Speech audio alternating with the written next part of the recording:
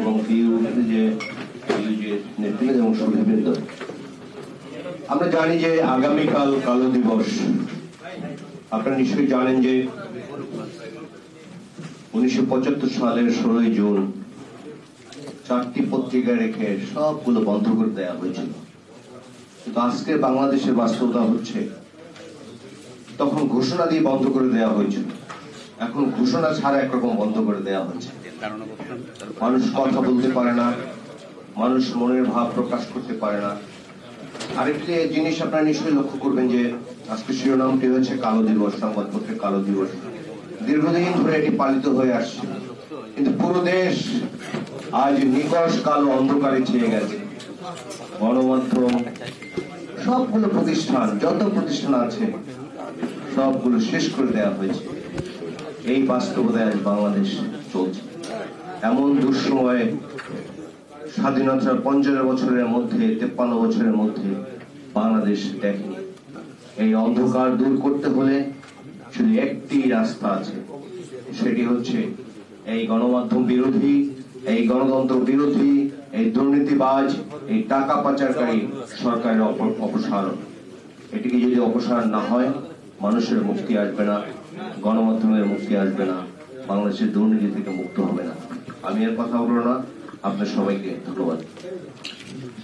ধন্যবাদ জনাব ইলিয়াস খানকে। সম্মানিত উপস্থিতি, অনেক নেতৃবৃন্দ উপস্থিত আছেন, সবার নাম আমরা এখানে ঘোষণা করতে পারিনি। তারপরে আমি বলছি যে আজকে আমাদের এখানে উপস্থিত আছেন বাংলাদেশ ফেডারেল সাংবাদিক ইউনিয়নের সহ সভাপতি জনাব A.K.M. মহসিন, বাংলাদেশ ফেডারেল সাংবাদিক ইউনিয়নের সহকারী মহাসচিব জনাব বাসির জামাল, বিএফইউজের কোষাধ্যক্ষ জনাব শহীদুল ইসলাম, সাংগঠনিক সম্পাদক ইরফানুল হক নাহিদ, ঢাকা সাংবাদিক ইউনিয়নের যুগ্ম সম্পাদক জনাব দিদারুল আলম, নির্বাহী পরিষদের সদস্য মোশাররফ হোসেন, নিজামুদ্দিন দরবেশ আছেন। পেশাজীবী অনেক নেতৃবৃন্দ উপস্থিত রয়েছেন, পেশাজীবী নেতা রয়েছেন professor doctor Shahidur Rahman, engineer Fakhrul Alam, engineer Amir, engineer Ruhul Amin Akon, senior আইনজীবী রয়েছেন আমাদের অ্যাডভোকেট আবেদ রাজা ভাই। আমাদের আয়োজনের পক্ষ থেকে ধন্যবাদ জানাচ্ছি। আরো উপস্থিত আছেন ইঞ্জিনিয়ার সাখাওয়াত হোসেন। আজকের আয়োজনের পক্ষ থেকে সবাইকে ধন্যবাদ জানাচ্ছি। তো এ পর্যায়ে আমি আবারও একটু ব্যত্যয় ঘটিয়ে সম্মানিত উপস্থিত রয়েছেন বিএফইউজের নির্বাহী পরিষদের বিএফইউজের নির্বাহী পরিষদের সদস্য জনাব অপর্ণা রায়। ধন্যবাদ জানাচ্ছি আমাদের মফস্বল সাংবাদিক অ্যাসোসিয়েশনের চেয়ারম্যান জনাব শাখাওয়াত ইবনে মঈন চৌধুরী সহ অনেকে আছেন। আমি পর্যায়ক্রমে তাদের নাম যতটুকু পারি চেষ্টা করে বলে দেব। তো এ পর্যায়ে আমরা বক্তব্যে ছিলাম। এখন আপনাদের সামনে আজকের এই আয়োজনে 16 জুনের সংবাদপত্রের কালো দিবসের উপর একটি ধারণাপত্র তৈরি করেছেন আমাদের বিএফইউজের সম্মানিত মহাসচিব। ধারণাপত্রটি উপস্থাপন করবার জন্য অনুরোধ জানাচ্ছি বাংলাদেশ ফেডারেল সাংবাদিক ইউনিয়নের মহাসচিব এবং সম্মিলিত পেশাজীবী পরিষদের সদস্য সচিব কাদের গনি চৌধুরীকে। বিসমিল্লাহির রহমানির রহিম। আজকের গুরুত্বপূর্ণ আলোচনা সভার সভাপতি, বাংলাদেশ ফেডারেল সাংবাদিক ইউনিয়নের শিবির সভাপতি বীর মুক্তিযোদ্ধা রুহুল আমিন গাজী, উপস্থিত আছেন আজকের অনুষ্ঠানের প্রধান অতিথি শোষণ বঞ্চনা মুক্ত একটি গণতান্ত্রিক সমাজ, একটা মানবিক বাংলাদেশের জন্য যিনি অসুস্থ অবস্থায় অপ্রাণ লড়াই করে যাচ্ছেন, বিএনপি সুযোগ্য মহাসচিব, মার্জিত রাজনীতিক মির্জা ফখরুল ইসলাম আলমগীর। উপস্থিত আছে আমাদের দৈনিক নয় দিগন্তের এডিটর, যিনি ওই সময়ে চাকরিচ্যুত হয়েছিলেন, দেশের শীর্ষস্তরীয় বুদ্ধিজীবী আলমগীর মহিউদ্দিন। উপস্থিত আছেন বাংলাদেশ ফেডারেল সাংবাদিক ইউনিয়নের সাবেক মহাসচিব, টকশো ব্যক্তিত্ব জনাব এম আজিজ। উপস্থিত আছেন ঢাকা সাংবাদিক ইউনিয়নের সাবেক সভাপতি, বাংলাদেশের অন্যতম প্রধান কবি, ইষ্ট নজরুল গবেষক, ঢাকা সাংবাদিক ইউনিয়নের সাবেক সভাপতি কবি আব্দুল্লাহ শিকদার, বীর মুক্তিযোদ্ধা। উপস্থিত আছেন দ্য নিউ নেশনের সাবেক এডিটর মোস্তফা কামাল মজুমদার। উপস্থিত আছেন জাতীয় প্রেস ক্লাবের সাবেক সাধারণ সম্পাদক ডাক্তার আহমেদ ইলিয়াস খান, ঢাকা সাংবাদিক ইউনিয়নের সাবেক সাধারণ সম্পাদক মোহাম্মদ বাকের হুসাইন, কায়কোবাদ মিলন ভাই সহ সাংবাদিক নেতৃবৃন্দ, সুধীবৃন্দ, সাংবাদিক সহকর্মীদের আসসালামু আলাইকুম। আমি ছোট করে আমার দানাপত্রটি তুলে ধরছি। 16 জুন সংবাদপত্রে কালো দিন, জাতির ইতিহাসে কলঙ্কময় দিন। 16 জুন সংবাদপত্রের স্বাধীনতা গ্রহণের দিন। 16 জুন সংবাদপত্রের কণ্ঠরোধের দিন, সাংবাদিক মুখের গ্রাস কেড়ে নেওয়ার দিন। 16 জুন সংবাদপত্রহীন বাংলাদেশের অন্ধকার দিন। গণতান্ত্রিকামী মানুষের রাজনৈতিক ও মৌলিক অধিকার হরণের বেদনা বিদুর দিন।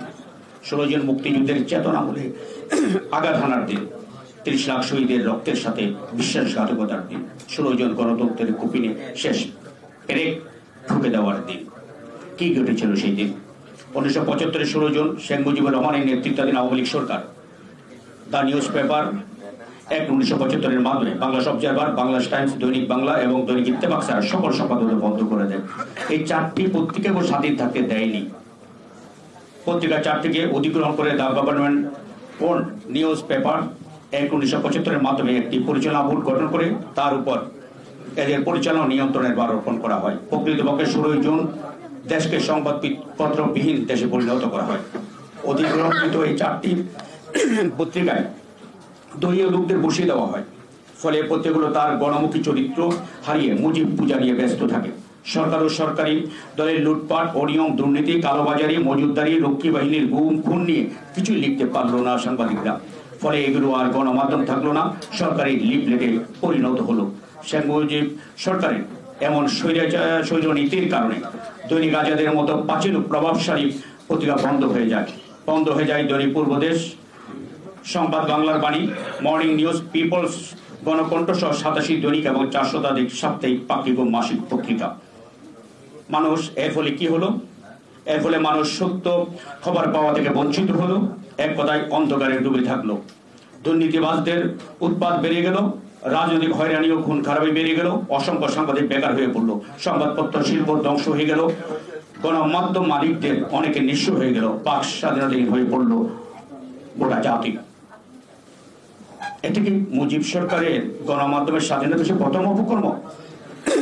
না। শেখ মুজিবুর রহমান আজীবন গণমাধ্যমের স্বাধীনতার পক্ষে কথা বললেও ক্ষমতাশীল উল্টো পথে হাঁটলেন। গণমাধ্যম তার সরকারের ব্যর্থতা, অনিয়ম, লুটপাটের সমালোচনা শুরু হলে তিনি সেটি সহ্য করতে পারছিলেন না। তাই সংবাদপত্র দমন দলনের সুপরিকল্পিত বিভিন্ন পদক্ষেপ তিনি গ্রহণ করলেন। আমি যেটা বলছিলাম 1973-এর সেই প্রিন্টিং প্রেস অ্যাক্ট, এই অ্যাক্টের মাধ্যমে আপনার ডিক্লারেশন দেয়া না দেওয়ার শৈল কর্তৃত্ব সরকারের হাতে নিয়ে নিলেন। সাংবাদিকদের উপর নিয়ন্ত্রণ এবং ভিন্ন মতাবলম্বীদের শাস্তি করে 1974 সালে বিশেষ ক্ষমতা আইন জারি করা হয়। এই আইনে বিনা কারণে আটক করার বিধান ছিল অন্যতম।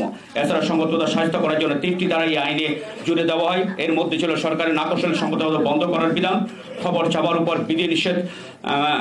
বিধিনিষেধ, ফ্রি সেন্সরশিপ এবং সংবাদের সূত্র প্রকাশের সাংবাদিকদের বাধ্য করা। এমনকি হকাররা যাতে কাগজ বিক্রি করতে না পারে সেই জন্য হকারদের গ্রেপ্তার করারও বিধান রাখা হয়। এছাড়াও ভিন্ন মতের পত্রিকাগুলোর উপর হামলা চালানো হয়, সাংবাদিকদের বিরুদ্ধে মামলা দেওয়া হয়। 1972-75 সালের প্রথম কেসে অত্যন্ত অবমাননাভাবে সরিয়ে দেওয়া হয় দৈনিক বাংলার প্রতিষ্ঠাতা সম্পাদক সাহিত্যিক সাংবাদিক আবুল কালাম শামসুদ্দিনকে। মিথ্যা অভিযোগে দীর্ঘদিন কারান্তরে রাখা হয় দৈনিক পূর্বদেশ সম্পাদক মাহবুল হককে। তিনি নির্দোষ বর্ণনা হওয়ার পরও তাকে ওই পদে যেতে দেওয়া হয়নি। সুপ্রিম টেস্ট শীর্ষ সম্পাদীয় লেখায় অন্যায়ভাবে অবসান করা হয় বাংলাদেশ অবজারভারের এডিটর আব্দুল সালামকে। তিনি একটি তড়িৎ নির্বাচনের মাধ্যমে গণপরিষদ গঠন করে সংবিধান রচনার কথা বলেছিলেন। 1974 সালে মুজিববাদীদের লুটপাটের বিরুদ্ধে কলমতরায় পুলিশ গণকণ্ঠ বিষয়ে হামলা চালায় এবং সম্পাদক বাংলাদেশের প্রধান কবি আল মাহমুদকে গ্রেপ্তার করা হয়। তার গ্রেপ্তারটা ছিল অত্যন্ত ন্যাক্কারজনক এবং অত্যন্ত অসবরীয় ও অত্যন্ত মর্মান্তিক। 1973 সালে চট্টগ্রামের একটি দৈনিকে পার্বত্য চট্টগ্রামের একটি খবর ছাপার জন্য সাংবাদিক মিলাল চক্রবর্তীকে গ্রেপ্তার করা হয়। মিলাল চক্রবর্তী ওই পত্রিকার বার্তা সম্পাদক ছিলেন। 1974 সালে সাংবাদিক আন্দোলনের মুখে তিনি মুক্তি পান। 1974 সালে লবণেতা অশেক বৃদ্ধি পায়। এর উপর দৈনিক পূর্বদেশ রিপোর্ট লেখেন সাংবাদিক হোসেন তৌফিক। পত্রিকাটির বার্তা সম্পাদক মীর নুরুল ইসলাম। দুজনের চাকরি চলে যায়। অবশ্যই সাংবাদিকদের আন্দোলনের মুখে পড়ে তারা চাকরি ফিরিয়ে পান। হরিণের পত্রিকা জালালাবাদ প্রদেশ দাবি করে একটা চিঠি ছাপা হয়েছিল। এতে শেখ মুজিবুর রহমান খুবই খেপে গেলেন। এনায়েতুল্লাহ খানকে গ্রেপ্তার করা হলো। সাংবাদিক নেতারা মিন্টু সাহেবকে ছাড়িয়ে আনার জন্য শেখ মুজিবুর রহমানের কাছে যান। শেখ মুজিবুর রহমান সাংবাদিক নেতাদের বললেন, মিন্টুকে সিলেট পাঠিয়ে দিয়েছি, জালালাবাদ প্রদেশ চেয়েছে তো একেবারে ওখানেই পাঠিয়ে দিলাম। 1974 সালের 28 ডিসেম্বর সাংবাদিক আলী আশরাফকে দৈনিক অভিমতে লিখলেন, এবার শেয়া সিকদারের পালা। সে রাতে তার বাসায় পুলিশ হানা দেয়, তিনি আত্মগোপনে চলে যান। আওয়ামী দুধ শাসনের বিরুদ্ধে লেখার কারণে বন্ধ করে দেওয়ায় মাওলানা ভাসানী প্রতিষ্ঠিত হক কথা। পত্রিকার সম্পাদক এরফানুল বারীকে গ্রেপ্তার করা হয়, বন্ধ করে দেওয়া হয় সাপ্তাহিক হলিডে, দৈনিক স্বদেশ, গণকণ্ঠ, লাল পতাকা ও মুখপত্র পত্রিকা। স্পোক্সম্যান ও মুখপত্র পত্রিকাগুলো বন্ধ করে এর সম্পাদক ফয়জুর রহমানকে গ্রেপ্তার করা হয়। বন্ধ করা হয় চট্টগ্রাম থেকে প্রকাশিত ইস্টার্ন এক্সামিনার পত্রিকাকে। 1973 সালের 1 জানুয়ারি ছাত্র হত্যার প্রতিবাদে দৈনিক বাংলায় একটা টেলিগ্রাম বুলেট বিশেষ বুলেটিন বের করে টেলিগ্রামে শেখ মুজিবুর রহমানের নামে আগে বঙ্গবন্ধু উপাধি না লেখার কারণে সম্পাদক মণ্ডলীর সভাপতি হাসান হাফিজুর রহমানকে তার পদ থেকে সরিয়ে দেওয়া হয়। একই অভিযোগে সরিয়ে দেওয়া হয় দৈনিক বাংলার সম্পাদক আবু তুয়াফ খানকে। মিথ্যা অপবাদ দিয়ে সাংবাদিক আতিকুল আলমকে গ্রেপ্তার করা হয়। পাকিস্তানের প্রধানমন্ত্রী ভুট্টোকে বাংলার সফরে আমন্ত্রণ জানানো হয়েছে এমন রিপোর্টটিকে কেন্দ্র করে বিএসএস এর সাংবাদিক আজকের এই অনুষ্ঠানের অন্যতম মুখ্য আলোচক দৈনিক নয় দিগন্তের বর্তমান নেতা আলমগীর মহিউদ্দিন সরকারের কোপানলে পড়েন। তিনি চাকরি হারালেন, প্রতিবাদে ফয়েজ আহমদ বিএসএস থেকে চাকরি ছেড়ে দেন। হামিদুল হক চৌধুরী ছিলেন পাকিস্তানের মন্ত্রী, তার আত্মীয় হওয়ার কারণে আনোয়ার ইসলাম ববিকে চাকরিচ্যুত করা হয়। অবজারভার সাংবাদিক বাবুল রব্বানীকে গ্রেপ্তার করে হাতে মেশিন গান ধরিয়ে দেওয়া হয়। সাংবাদিকরা প্রতিবাদ করলো, শেখ মুজিবের কাছে গেলেন, কিছুই হলো না। 1975 সালের পট পরিবর্তনের পর সামরিক আদালতে তার বিচার হয়। বিচারক মন্ডলীর সর্বশেষ 2009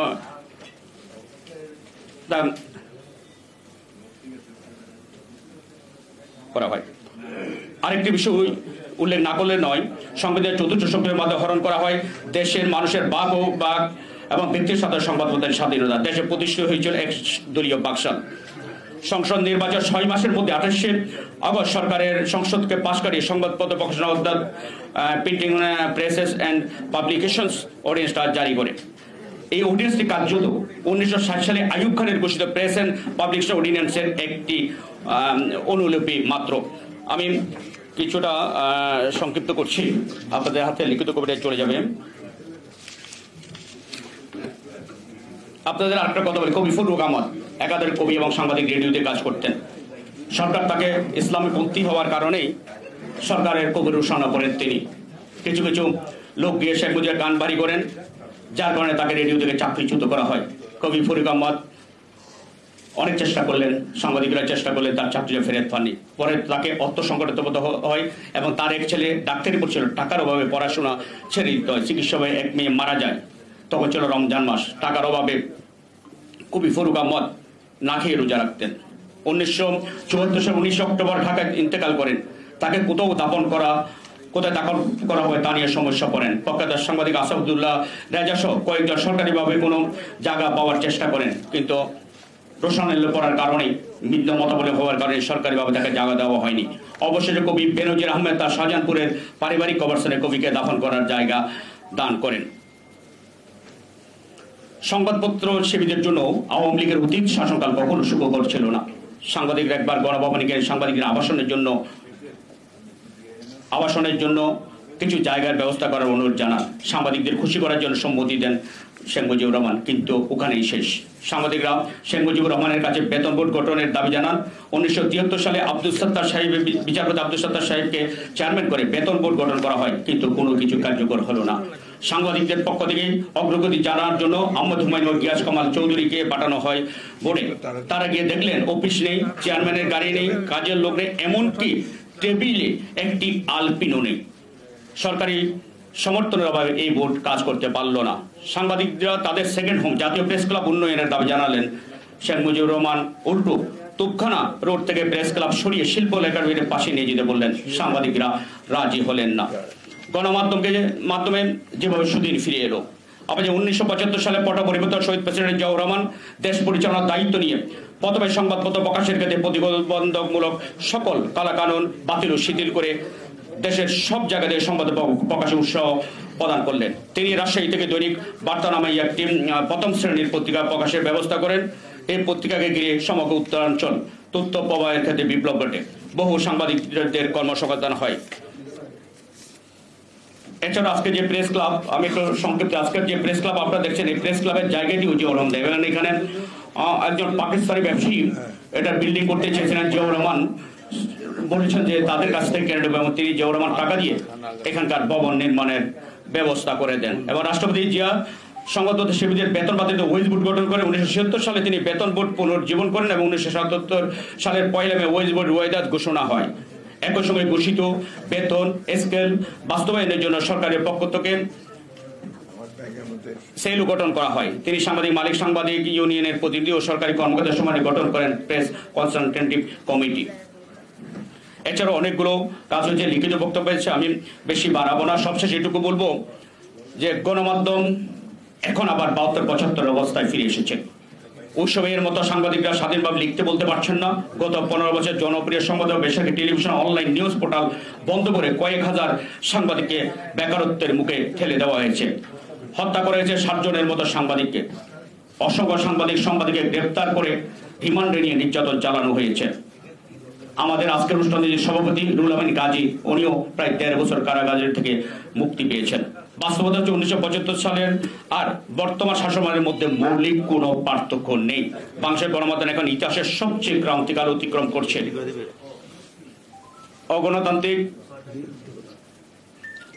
সরকারের কালো থাবায় সংবাদ মাধ্যম পুরোপুরি শৃঙ্খলিত।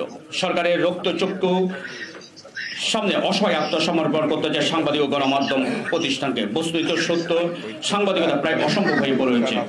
অকল্পনীয় হুমকির মুখে পড়েছে সাংবাদিকের জীবন জীবিকা। এই অবস্থা থেকে উত্তরণে আমরা মনে করি মত পথ নির্বিশেষে গণমাধ্যম সবাইকে ঐক্যবদ্ধ প্রতিবাদ ও প্রতিরোধ করে তুলতে হবে। আজকের এই দিনে আমাদের প্রত্যাশা আমরা সাংবাদিকরা ঐক্যবদ্ধ হয়ে আমাদের সাংবাদিকদের বিরুদ্ধে শোষণ বঞ্চনা শুরু হয়েছে, সাংবাদিকদের স্বাধীনতা যে কেড়ে নেওয়া হয়েছে তার বিরুদ্ধে আমরা রুখে দাঁড়াবো এবং আমরা সংবাদপত্রের স্বাধীনতার পাশাপাশি দেশে গণতন্ত্র ফিরিয়ে আনার জন্য একটা মানবিক রাষ্ট্র কায়েমের জন্য আমরা কাজ করে যাব।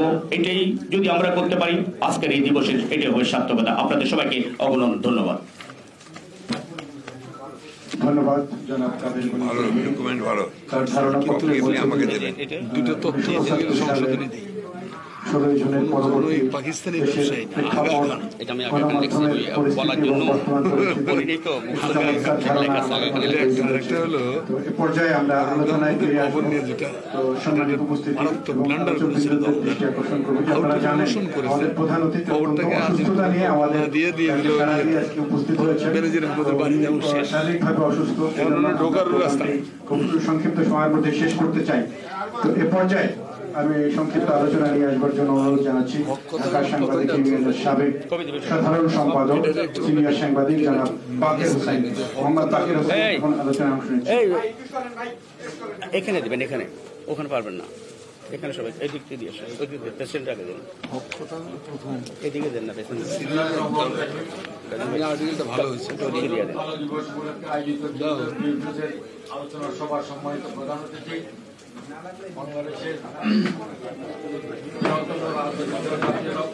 জাতীয়তাবাদী ও দেশপ্রেমিক লীগের মাটিগড় বাংলাদেশ জাতীয়তাবাদী দলের সম্মানিত মহাসচিব জনাব মির্জা ফখরুল ইসলাম আলমগীর, উপস্থিত বিরোধী নেতৃবৃন্দ, সুধী মন্ডলী, আসসালামু আলাইকুম।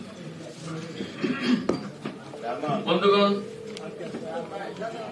সম্ভবত 1975 না 75-এর 16 জুন তৎকালীন আওয়ামী লীগ সরকার এই আজকে যারা উত্তরসূরি সে আওয়ামী লীগের আমলে পত্রিকা বন্ধ করে দিয়েছিল এবং আমরা সাংবাদিকরা ঐক্যবদ্ধভাবে সিদ্ধান্ত নিয়েছিলাম 16 জুনকে কালো দিবস পালন করে।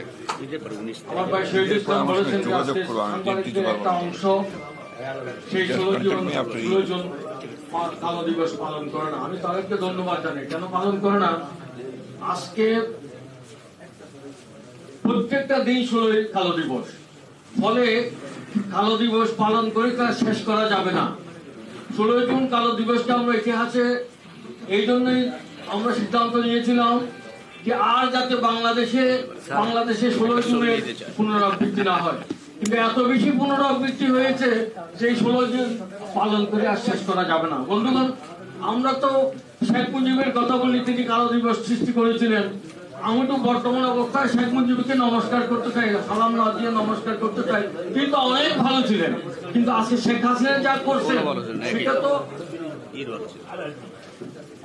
16 জুনের জায়গা। ফলে এগুলো আলোচনা করে আজকে লাভ নেই। আজকে সংগ্রাম যদি করতে হয় জাতীয়তাবাদীদের করতে হবে, সংগ্রাম যদি করতে হয় জাতীয়তাবাদী দেশপ্রেমিক সাংবাদিকদের করতে হবে। অন্য অংশ যারা আছেন তারা এখন আলোয়ারটির বাদ দিতে ব্যস্ত, তারা এখন টাকা পাচারে ব্যস্ত, তারা এখন বেগম বাড়ি তৈরিতে ব্যস্ত। সুতরাং তাদের আজকে তারা সাংবাদিকদের প্রতিনিধিত্ব করে না, সাংবাদিকদের প্রতিনিধিত্ব করে আমরা। দুঃখের বিষয়, আমি বক্তব্য খুবই সংক্ষেপে করব। আজকে আমরা ইতিহাসে গত 50-52 বছরের ইতিহাসে জাতীয়তাবাদীরা এত বেশি কোণঠাসা কখনো হয়নি। তার সাথে দুঃখের বিষয় হলো আমরা এখনো ঐক্যবদ্ধ হতে পারিনি। আমাদের মধ্যে এখনো সততা, বিভক্তি, হানাহানি, আমরা পরস্পর ভুল বোঝাবুঝি, আমাদের মধ্যে সম্প্রীতির বদলে বিদ্বেষ চলছে। এটা খুবই দুঃখজনক। আমি মনে করি আগামীতে যে গণতান্ত্রিক আন্দোলন হবে, সাংবাদিকদের অবস্থান থেকে, পেশাজীবী অবস্থান থেকে আমরা যদি সেই গণতান্ত্রিক আন্দোলনের ভূমিকা রাখতে চাই, যথাযথ ভূমিকা পালন করতে চাই, এদেশের দেশপ্রেমিক মানুষের আশা আকাঙ্ক্ষার প্রতিফলন করাতে চাই, তাহলে আমাদের মধ্যে বিভেদ, বিসংবাদ বাদ দিয়ে আমরা যাতে সম্প্রীতি গড়ে তুলি। আমি আমাদের অনেক পুরনো নেতা, যিনি ঐক্যবদ্ধ ইউনিয়নের সাধারণ সম্পাদক ছিলেন, আমাদের গাজী ভাইয়ের কাছে আশা করব আমরা সাংবাদিকরা একটা ঐক্যের একটা নজির স্থাপন করি, যাতে এই আমাদের সাংবাদিকদের, জাতীয়তাবাদী সাংবাদিকদের এই ঐক্যের নজির আমাদের বৃহত্তর মাঠে ঐক্যের একটা প্রতিফলন করবে, ঐক্যবদ্ধ হবে। তাহলে এই স্বৈরাচার থেকে, এই ইতিহাসের মুসলিনী হিটলারদের উচ্চস্বরী প্রেতাত্মাদের কাছ থেকে এই বাংলাদেশকে মুক্ত করা যাবে না। একটা স্বাধীন দেশ যেখানে আমরা কথা বলতে পারতেছি না, আমরা দম বন্ধ হয়ে অবস্থা, আজকে সারাটা বাংলাদেশ আজকে জিন্দানখানায় পরিণত হয়েছে। এই অবস্থা থেকে আমাদের মুক্তি হলে জাতীয়তাবাদী দেশপ্রেমিক সত্যের শক্তিকে মাঝে ঐক্যবদ্ধ হতে হবে।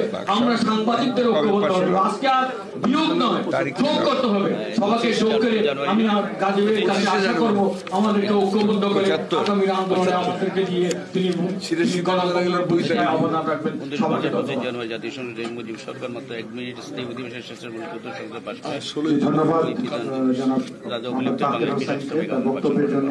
এই পর্যায়ে আমি অনুরোধ জানাচ্ছি জাতীয় প্রেস ক্লাবের সাবেক সাধারণ সম্পাদক, বন্ধ গণমাধ্যম আমার দেশের নির্বাহী সম্পাদক জনাব সৈয়দ আব্দুল আহমেদকে। জনাব সৈয়দ আব্দুল আহমেদ। বিসমিল্লাহির রহমানির রহিম। সংবাদপত্রের কালো দিবস উপলক্ষে পত্রিকা বন্ধ করবে, এটা তো স্বাভাবিক ছিল। বাক্সাল হয়ে গেছে তার আগে।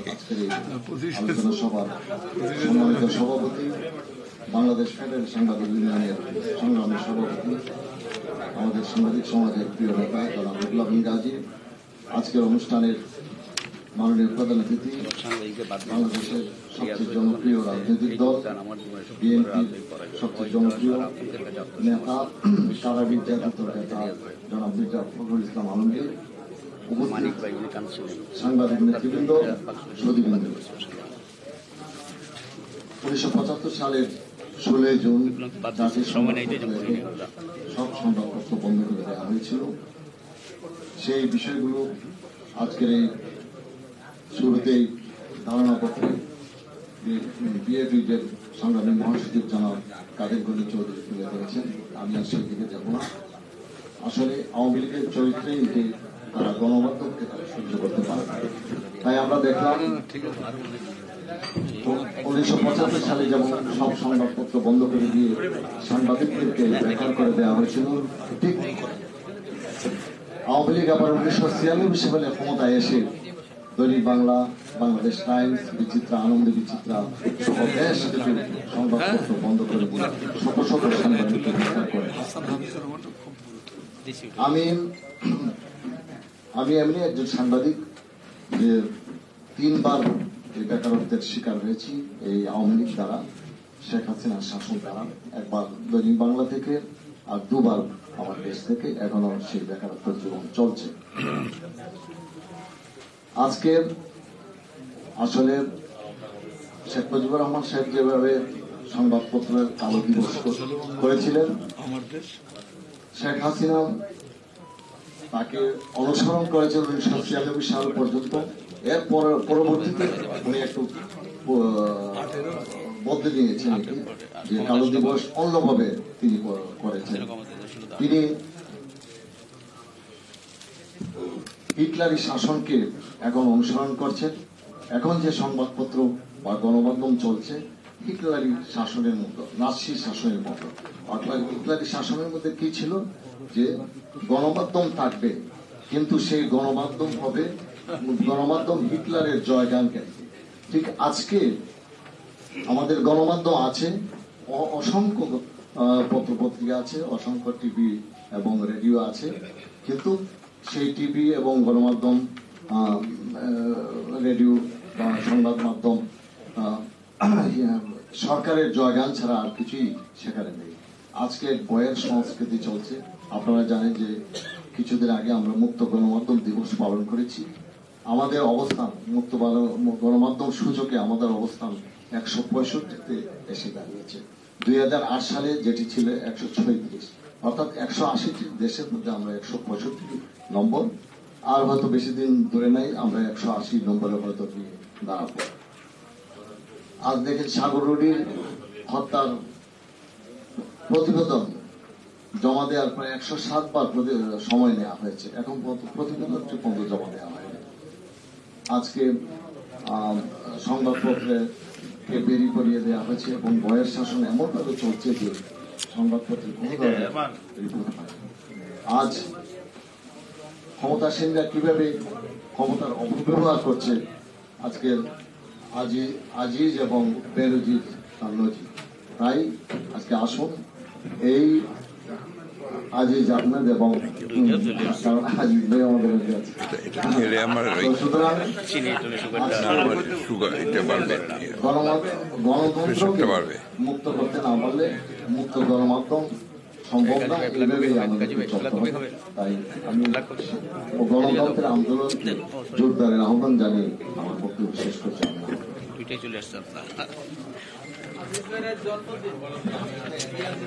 ধন্যবাদ জনাব শেখ আফজাল আহমেদ ভাইকে তার বক্তব্যের জন্য উপস্থিতি। এ পর্যায়ে আমি বক্তব্য নিয়ে আসার জন্য অনুরোধ জানাচ্ছি দ্য ডেইলি নিউ নেশনের সাবেক সম্পাদক সিনিয়র সাংবাদিক জনাব মোস্তফা কামাল মজুমদারকে। বক্তব্য রাখছেন জনাব মোস্তফা কামাল মজুমদার।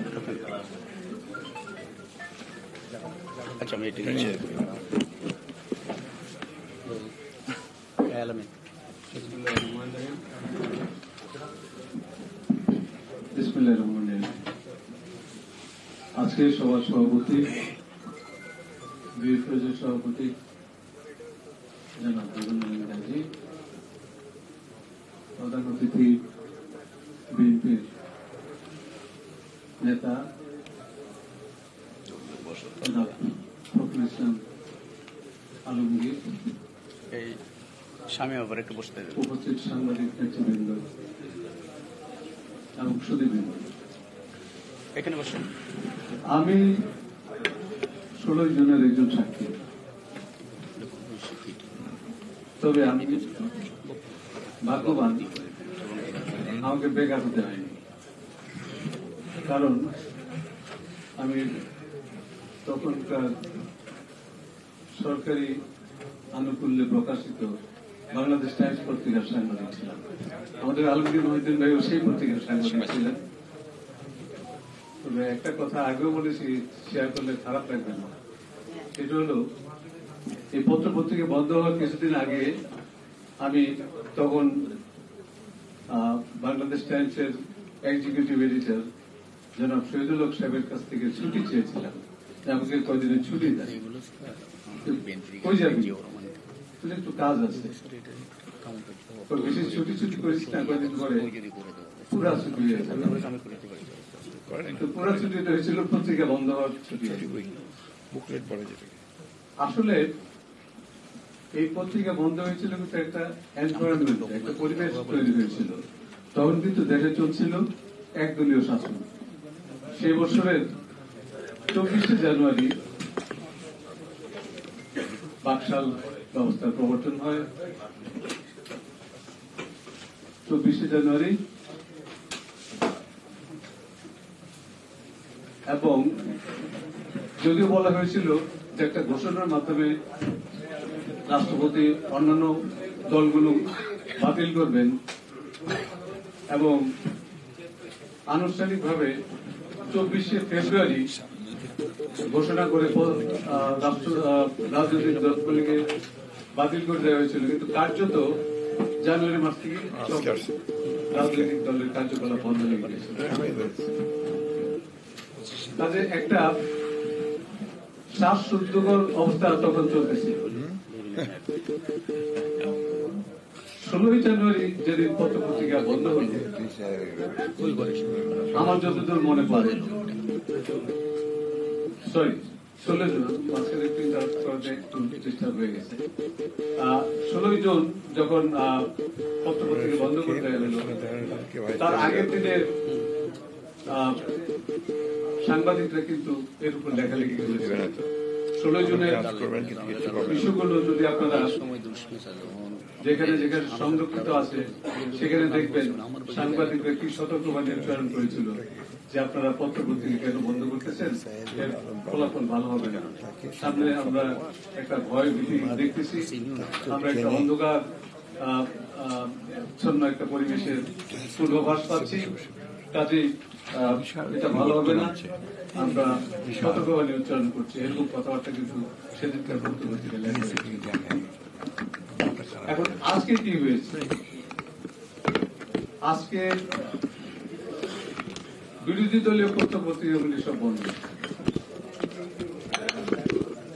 একটা দুইটা না, একটা মোটামুটি ফাংশন করতেছে, কিন্তু যত রকমের সরকারি সুযোগ সুবিধা সবকিছু থেকে বঞ্চিত, কোন রকমে বাতিটা চলে আসে এই বছর। তো কার্যত পত্রপত্রিকা এখন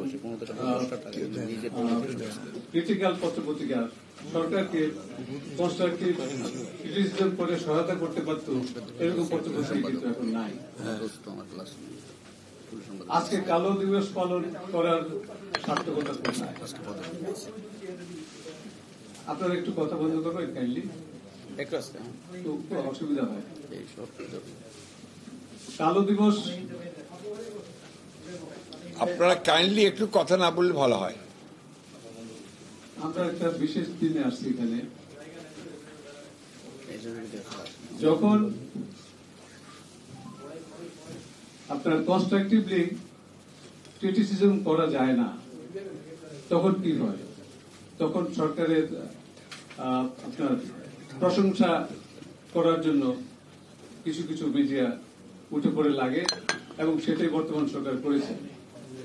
কেউ আর পত্রপত্রিকা পড়তেছে না, পত্রপত্রিকার সার্কুলেশন কমে গেছে, টেলিভিশনও কেউ দেখতেছে না।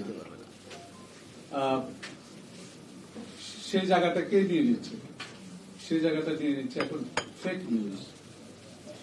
ফেক নিউজ আসছে আপনার 23 সালে বাংলাদেশে 700 ফেক নিউজ মানে বিভিন্ন পত্রপত্রিকা ছাপা হয়েছে, এবং এটা কিন্তু আমরা আবিষ্কার করতে পারি নাই, এটা আবিষ্কার করেছে আপনার ফ্রান্স নিউজ এজেন্সি এএফপি। তারা তাদের টেকনিক তারা আবিষ্কার করেছে, সেই টেকনিক অ্যাপ্লাই করে ব্যবহার করে দেখা যাচ্ছে বাংলাদেশের উপর 700 নিউজ ফেক নিউজ সার্কুলেট করেছে, এবং সেই নিউজগুলো আমাদের দেশে যে বড় বড় সংবাদপত্র, আপনার ডেইলি স্টার, আপনার নিউ এজ, এইসব পত্রপত্রিকা তো ছাপা হয়েছে, কেউ ধরতে পারেন নাই যে এগুলি ফেক নিউজ। এখনো ফেক নিউজ হচ্ছে। এএফপি কয়েকদিন আগেও একটা নিউজ করেছেন ফেক নিউজের উপরে। তো ফেক নিউজ আপনার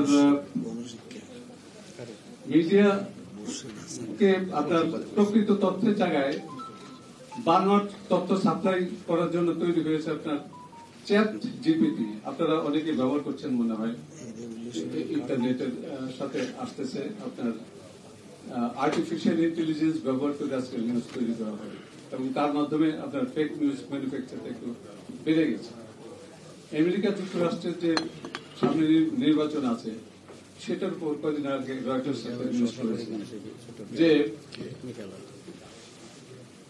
আগে টুইটার নামে একটা মিডিয়া ছিল, সেটাকে এখন এক্স নাম দিয়েছেন তার নতুন মালিক।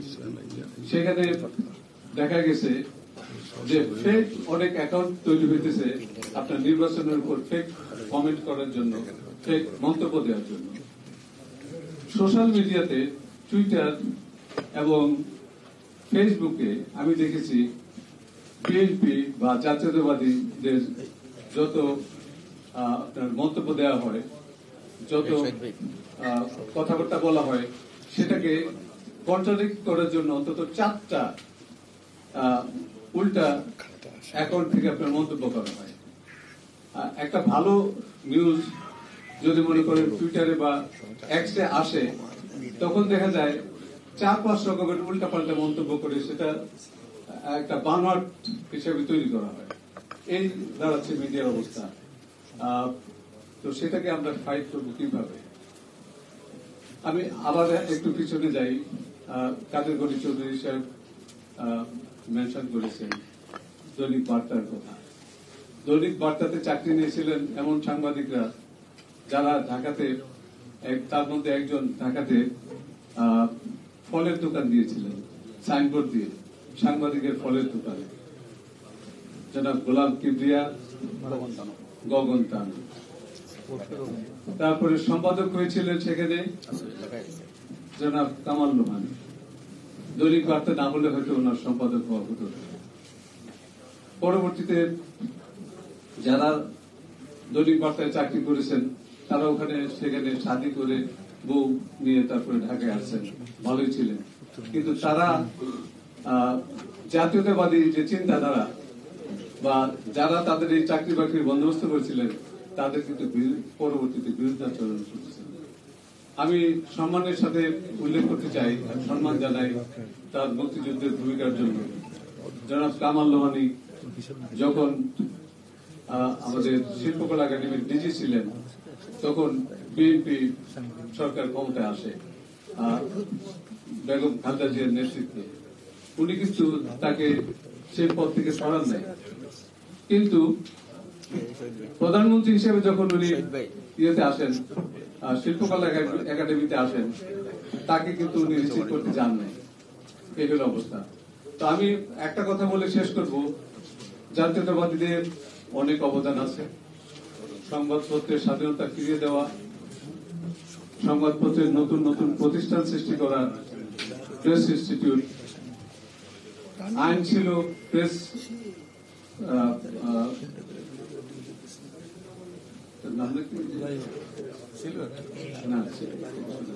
আপনারা প্রেস কমিশন তো নাকি প্রেস কাউন্সিল, প্রেস কাউন্সিল একটা আইন ছিল, কিন্তু সেটা গঠিত হয়নি। জেনারেল জিয়াউর রহমান সাহেব সেটা গঠিত করে দিয়ে গেছেন, কিন্তু আজকে সেগুলি অন্য পথে চলতেছে, গণতন্ত্রের পথে চলতেছে না। তো সেগুলি ইয়ে করতে হবে, তাদের নির্ধারিত ধারায় ফিরিয়ে নিয়ে আসতে হবে। আর আমি বলবো, এখানে যেহেতু বিএনপির নেতা আছেন উপস্থিত, সাংবাদিকের নেতৃবৃন্দ আছেন, আমাদের যদি ভালো সময় আসে তখন কিন্তু আমাদের আবার ট্রাস্টের প্রতি এগুলিকে পুনর্গঠিত করতে হবে।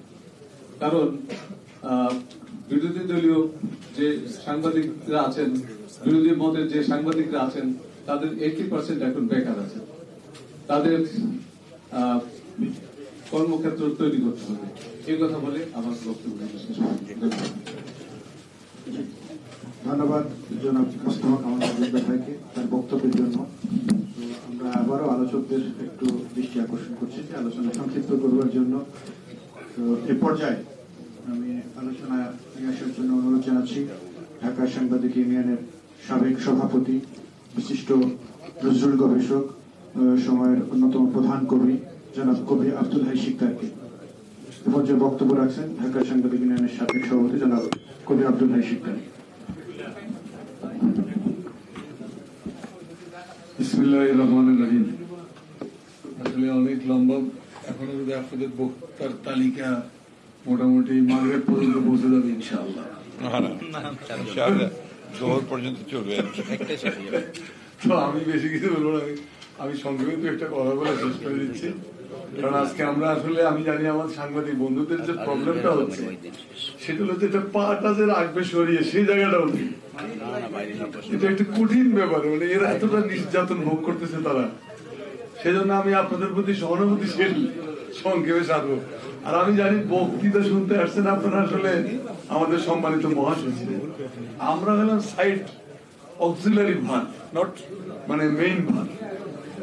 যাই হোক, আমিও কিন্তু একজন মোটামুটি মজলুম, কারণ 1974 সালে সিরাজ শিকদারের কে যখন হত্যা করলো মুজিব সরকার, সেই হত্যাকাণ্ডের পরে আমাদের উপরে গজব নেমে আসছিল।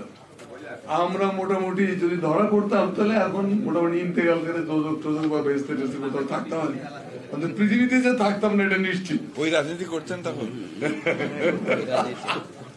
তো সেই প্রায় কয়েক মাস, মানে যদি 75 সালের 15ই আগস্টের ঘটনা না ঘটতো তাহলে অন্ততপক্ষে উন্মুক্ত বাতাসের নিচে দাঁড়ানোর সুযোগ আর জীবনে পেতাম না। যদিও আমি ওই হত্যাকাণ্ডটা নিন্দা করি, কারণ অত্যন্ত ট্রাজিক একটা হত্যাকাণ্ড, কিন্তু ওইটাই আমাদের আসলে টার্নিং পয়েন্ট বাংলাদেশের জাতীয় ইতিহাস। তারপরে হলো আপনার সেটা গেল, তারপরে 76 সালে যারা ক্ষমতায় আসলেন, আমাদের মোহতারেম প্রধানমন্ত্রীর রাজত্ব শুরু হলো যখন 76 সাল থেকে 96 থেকে 2001 এই সময়ে ভয়াবহ রকমের নির্যাতনের শিকার হয়েছে। এক নম্বর হলো যে আমাকে হত্যা করার জন্য 25শে সেপ্টেম্বর 1996 সাল ভয়াবহ রকমের ছুরিকাঘাত করে আমাকে মানিক মিয়াবিনে ফেলে রাখা হয়েছে।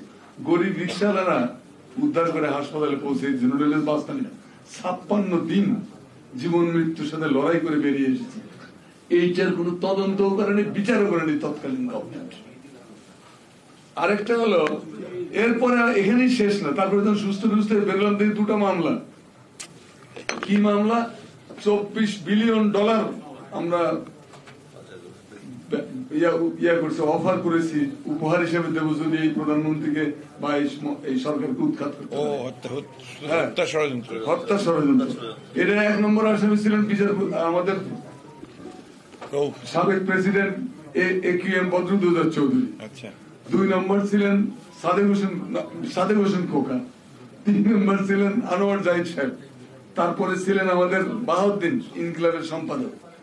আমি ছিলাম 6 নম্বর না 7 নম্বর। তো এইরকম হাস্যকর মামলা। তখন এটা যখন কেসে আমরা কোর্টে গেলাম, কয়েক মাস তো আন্ডারগ্রাউন্ডে, তো তখন যে আদালতে এটা রায় হয়েছিল সেই আদালতে ছিলেন রুহুল আমিন সাহেব এবং পরবর্তীকালে চিফ জাস্টিস লতিফুর রহমান সাহেব। এর বলে আদালত এমন ভাবে আমাদেরকে জামিন দিয়ে দিল যে এই আদালতের পারমিশন ছাড়া এদেরকে অনুসরণ করা যাবে না, জিজ্ঞাসাবাদ করা যাবে না, মালামাল ক্রোক করা যাবে না, হয়রানি করা যাবে না, শত শত ধারা দিয়ে জামিন দিয়ে দিচ্ছে। এখনকার সেই আদালত তো এই জামানায় পেটিকোটে পরিণত হয়ে গেছে। 72 থেকে 75 ছিল মুজিব কোর্ট, এখন হচ্ছে পেটিকোট। তো এইরকম গেল। আর এবার যেটা আমাদের সৈয়দ আব্দুল আহমদ সাহেব বলেছেন, এবার আসার পরে আমরা মাশাআল্লাহ 2008 থেকে এখন পর্যন্ত বেকার। জীবন বাঁচানোর জন্য এখনো কোন পত্রিকায় নেই যা দ্বারস্থ হয়নি। বলছে আরে বাপরে বাপ, এক পত্রিকায় তো নির্বাহী সম্পাদক হিসাবে অফার দিল, হোটেল সোনারগাঁয়ে বসে একটা ডিনার করলাম সেই মালিক পক্ষের সঙ্গে। 1 মাস পরে মালিক পক্ষ আমাকে বলে, ভাই আপনারা নিলে আমার কল্লা চলে যাবে। আপনি যে এত বড় সন্ত্রাসী জানতাম না। কল্লা চলে যাবে কেন? যে ইনু মিয়া তখন তথ্যমন্ত্রী, ইনু বলছে যে আপনি তো মরবেন আমাদের শুনতে পারবেন, কারণ একেবারে ক্রস ফায়ার করে দিবে। ভাই আমি কি করবো? না আপনার কিছু করতে হবে না, আমি জানতাম এটা হবে। এরকম বেকার হইতে হইতে শেষ পর্যন্ত একটা স্কুলে ছাত্র পড়ায় খাই আর কি। তো 2 বেলা 2টা ভাত জোটে, সেখানেও নানান সমস্যা পাওয়া যায় না। এবার অসুস্থতার সময় যদি মানে মাননীয় মহাসচিবের স্নেহ মমতা না পেতাম তাহলে আর হাসপাতাল থেকে বেরোতে পারতাম না, পয়সার অভাবে। এত বিল হয়েছে যে টাকা দেওয়ার মতো সামর্থ্য আমার নাই। যাই হোক, আমি এই কথা বলে আমরাও নির্যাতিত। তো 72 সালে আমরা যখন স্বাধীনতা পাই, আমাদের স্বাধীনতার লক্ষ্য ছিল, আমি সংক্ষিপ্ত খুব দ্রুততার সঙ্গে মানে 5 মিনিটের মধ্যে শেষ করবো। আমরা চেয়েছিলাম একটি গণতান্ত্রিক জীবন। আমাদের লক্ষ্য ছিল মানবাধিকার পুনরুস্থাপন, আমাদের লক্ষ্য ছিল আইনের শাসন, আমাদের লক্ষ্য ছিল শোষণ মুক্ত সকাল, সম্পদের সুষম বন্টন, রৌদ্র করজ্জ্বল দুপুর, অঝোর শ্রাবণ। আমাদের লক্ষ্য ছিল জ্যোৎস্না প্লাবিত রাত, নদী ভাঙ্গন মুক্ত বেলাভূমি, মানবিক সৌন্দর্যের চূড়ান্ত বিকাশ, ভালোবাসা প্রেমময় প্রীতিস্নিগ্ধ এক দেশ। সবগুলো হত্যা করেছে 72 সালে। 72 সালে দেশ স্বাধীন হওয়ার পরে স্বাধীন বাংলাদেশে পা দিয়েই শেখ মুজিবের ভাগ্নে, তৎকালীন দণ্ডমুণ্ডের কর্তা, রাষ্ট্রপতি বা প্রধানমন্ত্রী শেখ মুজিবের ভাগ্নে শেখ ফজলুল হক মনি ঘোষণা করলেন, এটা 72 সাল, ঘোষণা করলেন আমরা আইনের শাসন চাই না, আমরা চাই বঙ্গবন্ধুর শাসন। বাস, বাংলাদেশের আইনের শাসনের যে প্রত্যাশাটুকু জন্ম লাভ করেছিল সেটা ইন্তেকাল করলো এবং ফ্যাসিবাদের বীজ রোপণ করা শুরু হলো। ফেসবুক 148টা এই ফ্যাসিবাদী শাসনের শহীদুল ইসলাম সাহেব ছাত্রলীগের সভাপতি, ফেসবুক বন্ধ শেখ শহীদুল ইসলাম, তিনি 73 সালে বললেন, 6 জানুয়ারি 73 সালের 6 জানুয়ারি শেখ শহীদুল ইসলাম বলতেছেন যে এটা আপনি শহীদ, আপনি ভয় পেন না, আপনার কথা বলছি না।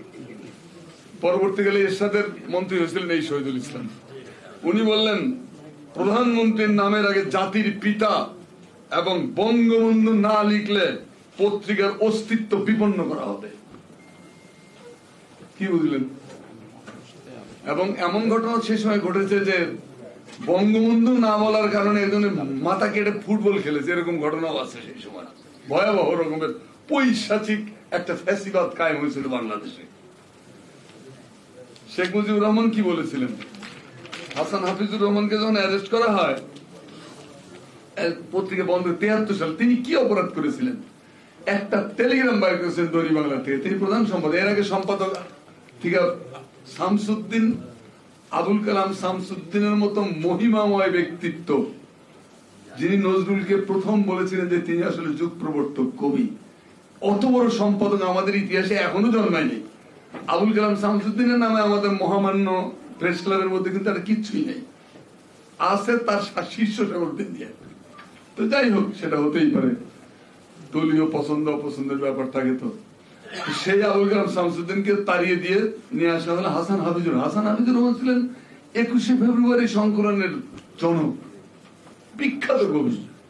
তিনি তো ঢাকা শহরে বাস করা সত্ত্বেও শামসুর রহমানরা যখন দৈনিক পাকিস্তানে চাকরি করেন 71 সালের মুক্ত অবরুদ্ধ যুদ্ধ মুক্তিযুদ্ধের সময় আমাদের ইকবাল সোমান চৌধুরী ভাই, আমাদের শামসুর রহমান ভাই, আমাদের অনেক রহমান ভাইরা পাকিস্তান আন্ডার পাকিস্তানি ফ্ল্যাগ চাকরি করেছেন।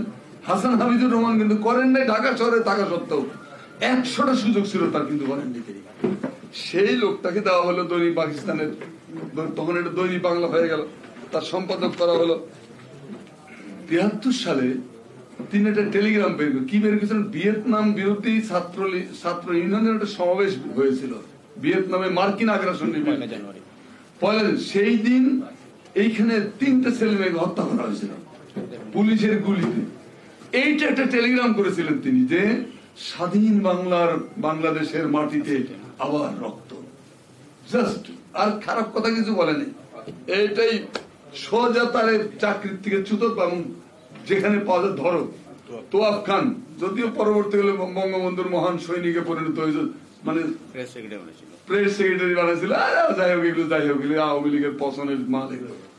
যাই হোক, তো হাসান হাফিজুর রহমানকে চাকরিচ্যুত করা হয় এবং তাকে হেভি পানিশমেন্ট দেবে। তখন সাংবাদিক ইউনিয়নের নেতারা শেখ মুজিবের কাছে গেলেন, প্রধানমন্ত্রী শেখ মুজিবের কাছে গেলেন, বঙ্গবন্ধু, হাসান হাফিজুর রহমানের মতো এত বড় কবি, এত বড় সম্পাদক, তাকে যদি এরকম হেনস্থার শিকার হতে হয় তাহলে তো আমাদের জন্য সমস্যা। তোমাদের নীতি কথা এইসব আমার শিখাইতে আসো না। শেখ মুজিবের ডায়লগ এগুলো প্রেস ক্লাবে বসে বসে ধারবা, আমার পত্রিকায় চাকরি করে আমার বিরুদ্ধে টেলিগ্রাম বের করবো, এটা চলবে না। সংবাদপত্রের কালো দিবসের সূচনা হয়ে গেছিল অনেক আগেই। যাই হোক, হক কথা সম্পাদক আসলে 72 সালের 21শে জুন অ্যারেস্ট ছিল। মৌলানা ভাসানীর হক কথা সেটা তো বন্ধ করে দিতে শেখ মুজিব বিন্দু পরিমাণ মানে ইতস্তত করেনি। মৌলানা ভাসানী প্রাচ্য বার্তা, প্রাচ্য হকতা সম্পাদক ইরফানুল বারী, তিনি এখনো জীবিত, কিন্তু প্রাচ্য বার্তা বন্ধ করে দেওয়া ছিল। প্রাচ্য বার্তা সম্পাদক ছিল ফজলুল ওয়ালি, বিখ্যাত সাংবাদিক, মহিপুরের প্রান্তরে। এইরকম অসাধারণ লেখা মৌলানা ভাসানীকে নিয়ে আমি অন্তপক্ষে করিনি ভাই। এরপরে আরেকটা লেখার কথা বলা যেতে পারে, আহমেদ হুমায়ুন সাহেবের একটা লেখা ছিল অবিস্মরণীয় সেই জননায়ক। এগুলো হলো ক্লাসিক লেখা, মানে এগুলো মানুষের পক্ষে দ্বিতীয়বার লেখা সম্ভব হবে। যাই হোক, তো এরকম একটা কন্ডিশনের মধ্যে আজকে আমরা আসছি কালো দিবসে। বাংলাদেশে তো ডেইলি এখন ব্ল্যাক ডে, এটাতে আমাদের এখন উদযাপন করা হচ্ছে আমরা সবাই বেনজির হব। বেনজির হলে চুরি করাও যাবে, লুট করা যাবে, ক্ষমতার অপপ্রয়োগ করা যাবে, দেশ ছেড়ে ভাগাও যাবে, এত সুযোগ সুবিধা। আজিজ বাপরে, ইয়ে বলে পিনাকি বলে মোটু আজিজ, মুটা মুটা আজিজের পেটের ভিতরে কি আছে বের করার ক্ষমতা দুদকের নাই। দুদক বলতেছে এটা প্রতিরক্ষা মন্ত্রণালয়ের দায়িত্ব। প্রতিরক্ষা মন্ত্রণালয়ে দুর্নীতি দমন সেকশন আছে, কিন্তু এটা হবে। তারপরে আরো কত কিছু বলে, আনারের কথা তো জাহিদ, আমাদের ডাক্তার জাহিদ বলতেছে, মানে ডাক্তার জাহিদ মানে বিএনপির জাহিদ না, এই ডাক্তার জাহিদুর রহমান, তার একটা টক শো ইউটিউব, নাগরিক ঐক্য। সে বলছে যে আনার দিয়ে তো শুরু, বহু আনাজ পাওয়া যাবে এরপরে তরকারি কোটার জন্য, বহু আনার আসিতেছে পাইপ লাইনে।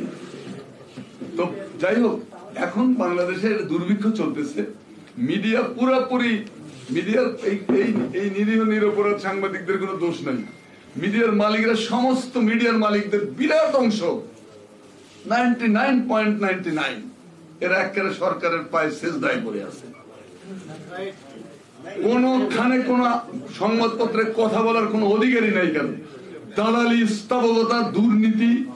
এবং আমাদের সাংবাদিক সমাজে, আমাদের বাকের হোসেন সাহেব বলছেন যে সাংবাদিক সমাজে দুই ভাগ বিভক্ত। আরে দুই ভাগে বিভক্ত না, সাংবাদিক সমাজ তো ক্লিয়ার, এক পক্ষে এজিদ আর এক পক্ষে হোসেন। এজিদরা সব সরকারের পায়ের তলায়, আমরা মাঠের মধ্যে খালি হাতে লড়াই করতেছি, টিনের তরোয়াল যুদ্ধ করতেছি। এই যুদ্ধটা অসম যুদ্ধ, কিন্তু আমরা মাথায় রাখতে হবে যে কারবালা সম্পর্কে মৌলানা মোহাম্মদ আলী জওহর বলেছিলেন যে ইসলাম জিন্দা হোতা হ্যায় না, কতলে হোসেন আসলে মর্গে ইয়াজিদ হ্যায়, ইসলাম জিন্দা হোতা হ্যায় হর কারবালা কে বাদ। যে হোসেনের মৃত্যুর মরণে, হোসেনের মৃত্যুর ভেতর দিয়ে মূলত এজিদ মারা গেছিল, চিরকালের জন্য বিলীন হয়ে গেছিল। আর হোসেনের রক্তের ভেতর দিয়ে বারবার পৃথিবীতে ন্যায় প্রতিষ্ঠিত হয় এবং ইসলাম জিন্দা হয়। আমিও মনে করি, আমরাও মনে করি যে শেখ মুজিবের দুঃশাসন থেকে আমরা বেরিয়ে আসতে পেরেছিলাম।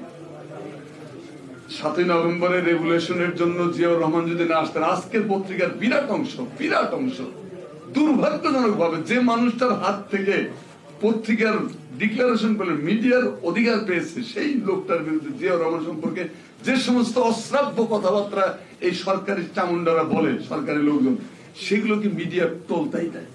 কলাম টলামের নামে জিয়াউর রহমানের 14 গোষ্ঠী তুলে যা লেখা হয়, সেগুলোকে আর যাই হোক মনুষ্য বদবাচ্য বলা উচিত নয়। কারণ জিয়াউর রহমানের সাথে বিরুদ্ধে কথা বলে এটা বেইমানি, এটা বিশ্বাসঘাত, এটা অকৃতজ্ঞতা। এই অকৃতজ্ঞতা সাংবাদিকতাকে আচ্ছন্ন করেছে। আরেকটা পাশাপাশি বেগম খালেদা জিয়া, আমার মাননীয় মহাসচিব বলে, হ্যাঁ এটা তো সত্যি, গণতন্ত্রের জন্য এই মুহূর্তের পৃথিবীতে দেশ নেত্রী বেগম খালেদা জিয়ার সাথে এত স্যাক্রিফাইস, এত সংগ্রাম কে করেছে, এত নির্যাতনের কে বলবে, নাম বলেন পৃথিবীতে। সেই তার সম্পর্কে, তার শাসনামল সম্পর্কে যে সমস্ত ভাষা ব্যবহার করা হয়, সেগুলো আপত্তিকর। তো ভুলে যায় যে এই প্রেস ক্লাব জিয়াউর রহমান, শহীদ প্রেসিডেন্ট জিয়াউর রহমান এবং দেশনেত্রী খালেদা জিয়ার কত অজস্র অনুদানের সমৃদ্ধ হয়েছে। বাড়ি, জমি, টাকা, বিল্ডিং, সবকিছু তো তাদের দেওয়া, এই দুটো মানুষের দেওয়া। সংবাদপত্রের জন্য কি করে নাই তারা, কিন্তু সেগুলোকে আমরা অর্জনগুলোকে রাখতে পারিনি। অলিয়াদ ভাই বলেছিলেন যে বেগম খালেদা জিয়াকে 3টা কারণের জন্য আমি ভালোবাসি, পছন্দ করি। একটা হলো তার অসাধারণ দেশপ্রেম, 2 নম্বর রাজনৈতিক সততা, আর একটা আদর্শের প্রতি নিষ্ঠা। নিজের স্থান, সেটার সাথে তিনি বেইমানি করেন না। তো এরকম একটা মানুষ, এরকম একটা মহিলা, এরকম একটা প্রধানমন্ত্রী, একটা বীর মুক্তিযোদ্ধা। আমাদের মুক্তিযোদ্ধার তালিকার মধ্যে বেগম জিয়ার নাম নাই। আছে কার?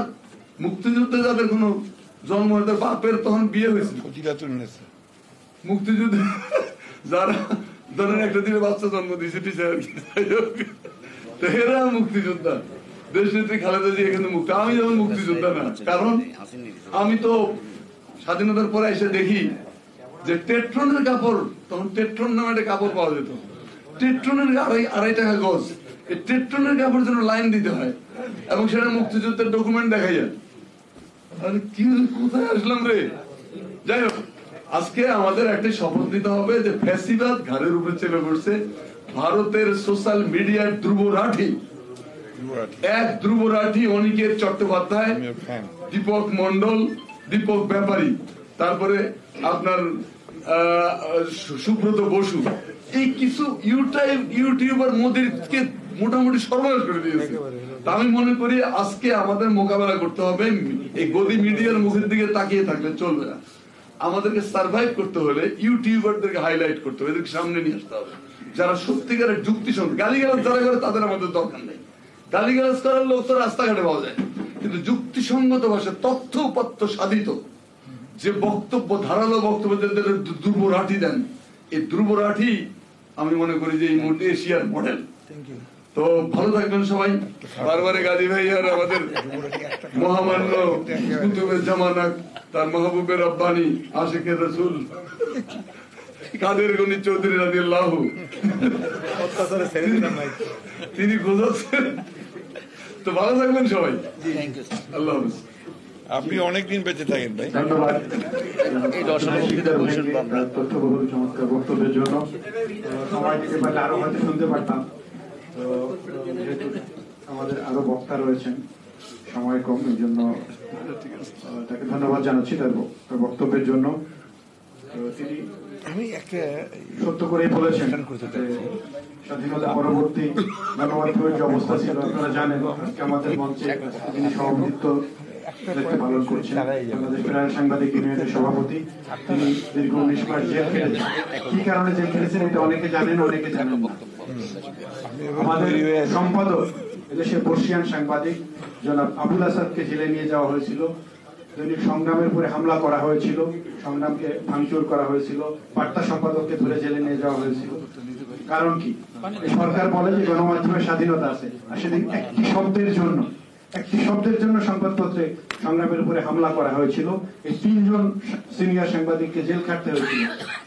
একজন যাকে অন্যায়ভাবে ফাঁসি দেওয়া হয়েছে, তার নামের আগে, তার শাহাদাত বার্ষিকীতে নামের আগে শহীদ লেখা হয়েছিল, এই জন্য একটি সংবাদপত্রের উপরে হামলা করা হয়েছে। 3 জন সিনিয়র সাংবাদিককে, সম্পাদক, চিফ রিপোর্টার এবং বার্তা সম্পাদককে জেল খাটতে হয়েছে। আবার এদেশের সরকার প্রধান এবং তথ্যমন্ত্রী বলেন যে বাংলাদেশ নাকি গণমাধ্যমের স্বর্ণযুগ অতিবাহিত করছে। প্রিয় উপস্থিতি, এ পর্যায়ে বক্তব্য রাখার জন্য অনুরোধ জানাচ্ছি সিনিয়র সাংবাদিক, বাংলাদেশ ফেডারেল সাংবাদিক ইউনিয়নের সাবেক মহাসচিব জনাব এম এ আজিজকে। বক্তব্য রাখছেন জনাব এম এ আজিজ। আসসালামু আলাইকুম। সবাই বসে বলছে, আমিও বসে বলি। আজকের সভার সভাপতি, বাংলাদেশ ফেডারেল সাংবাদিক ইউনিয়নের সভাপতি জনাব রুহুল আমিন গাজী, উপস্থিত সাংবাদিক নেতৃবৃন্দ এবং আজকের এই সভার প্রধান অতিথি মির্জা ফখরুল ইসলাম আলমগীর, যার বয়স ৭৮ বছর। ৭৭? আপনি 1 বছর বাড়িয়ে বলছেন। তিনি 1 বছর কম। শত্রুপক্ষ আপনার। এতে আমি খুশি হলাম যে অন্তত পক্ষে আপনি এত রোগে শোকে ভুগেও আপনি আমাদের জন্য এবং জাতির জন্য এখনো প্রত্যেকটা ছোট বড় প্রোগ্রামে আপনি যান। আপনি অনেক দিন বেঁচে থাকেন এই কামনা করে আমি 2 একটা কথা বলি। আপনি বলেছিলেন 2021 সালে, স্পষ্ট মনে আছে, 15, সেটাও 15 জুন ছিল, বলেছিলেন সংবাদপত্রের স্বাধীনতা গণতন্ত্রের অন্তর্নিহিত শক্তি। তার মানে হচ্ছে গণতন্ত্রের সাথে কিন্তু সংবাদপত্রের স্বাধীনতা অঙ্গাঙ্গী ভাবে জড়িত। এখন গণতন্ত্র নাই, সংবাদপত্রের স্বাধীনতা নাই। এক বাক্যে বলো, আগে টেলিভিশন ছিল না তাই সংবাদপত্র বলা হতো, এখন বলবো গণতন্ত্র মানে গণমাধ্যমের স্বাধীনতা নেই। দেখেন, মালিকের চরিত্র বদলে গেছে, সাংবাদিকদের চরিত্র বদলে গেছে, দেশের রাজনৈতিক চরিত্র বদলে গেছে। যেমন ধরেন আমি অবজারভারে ছিলাম, আমি প্রায় গল্প করি।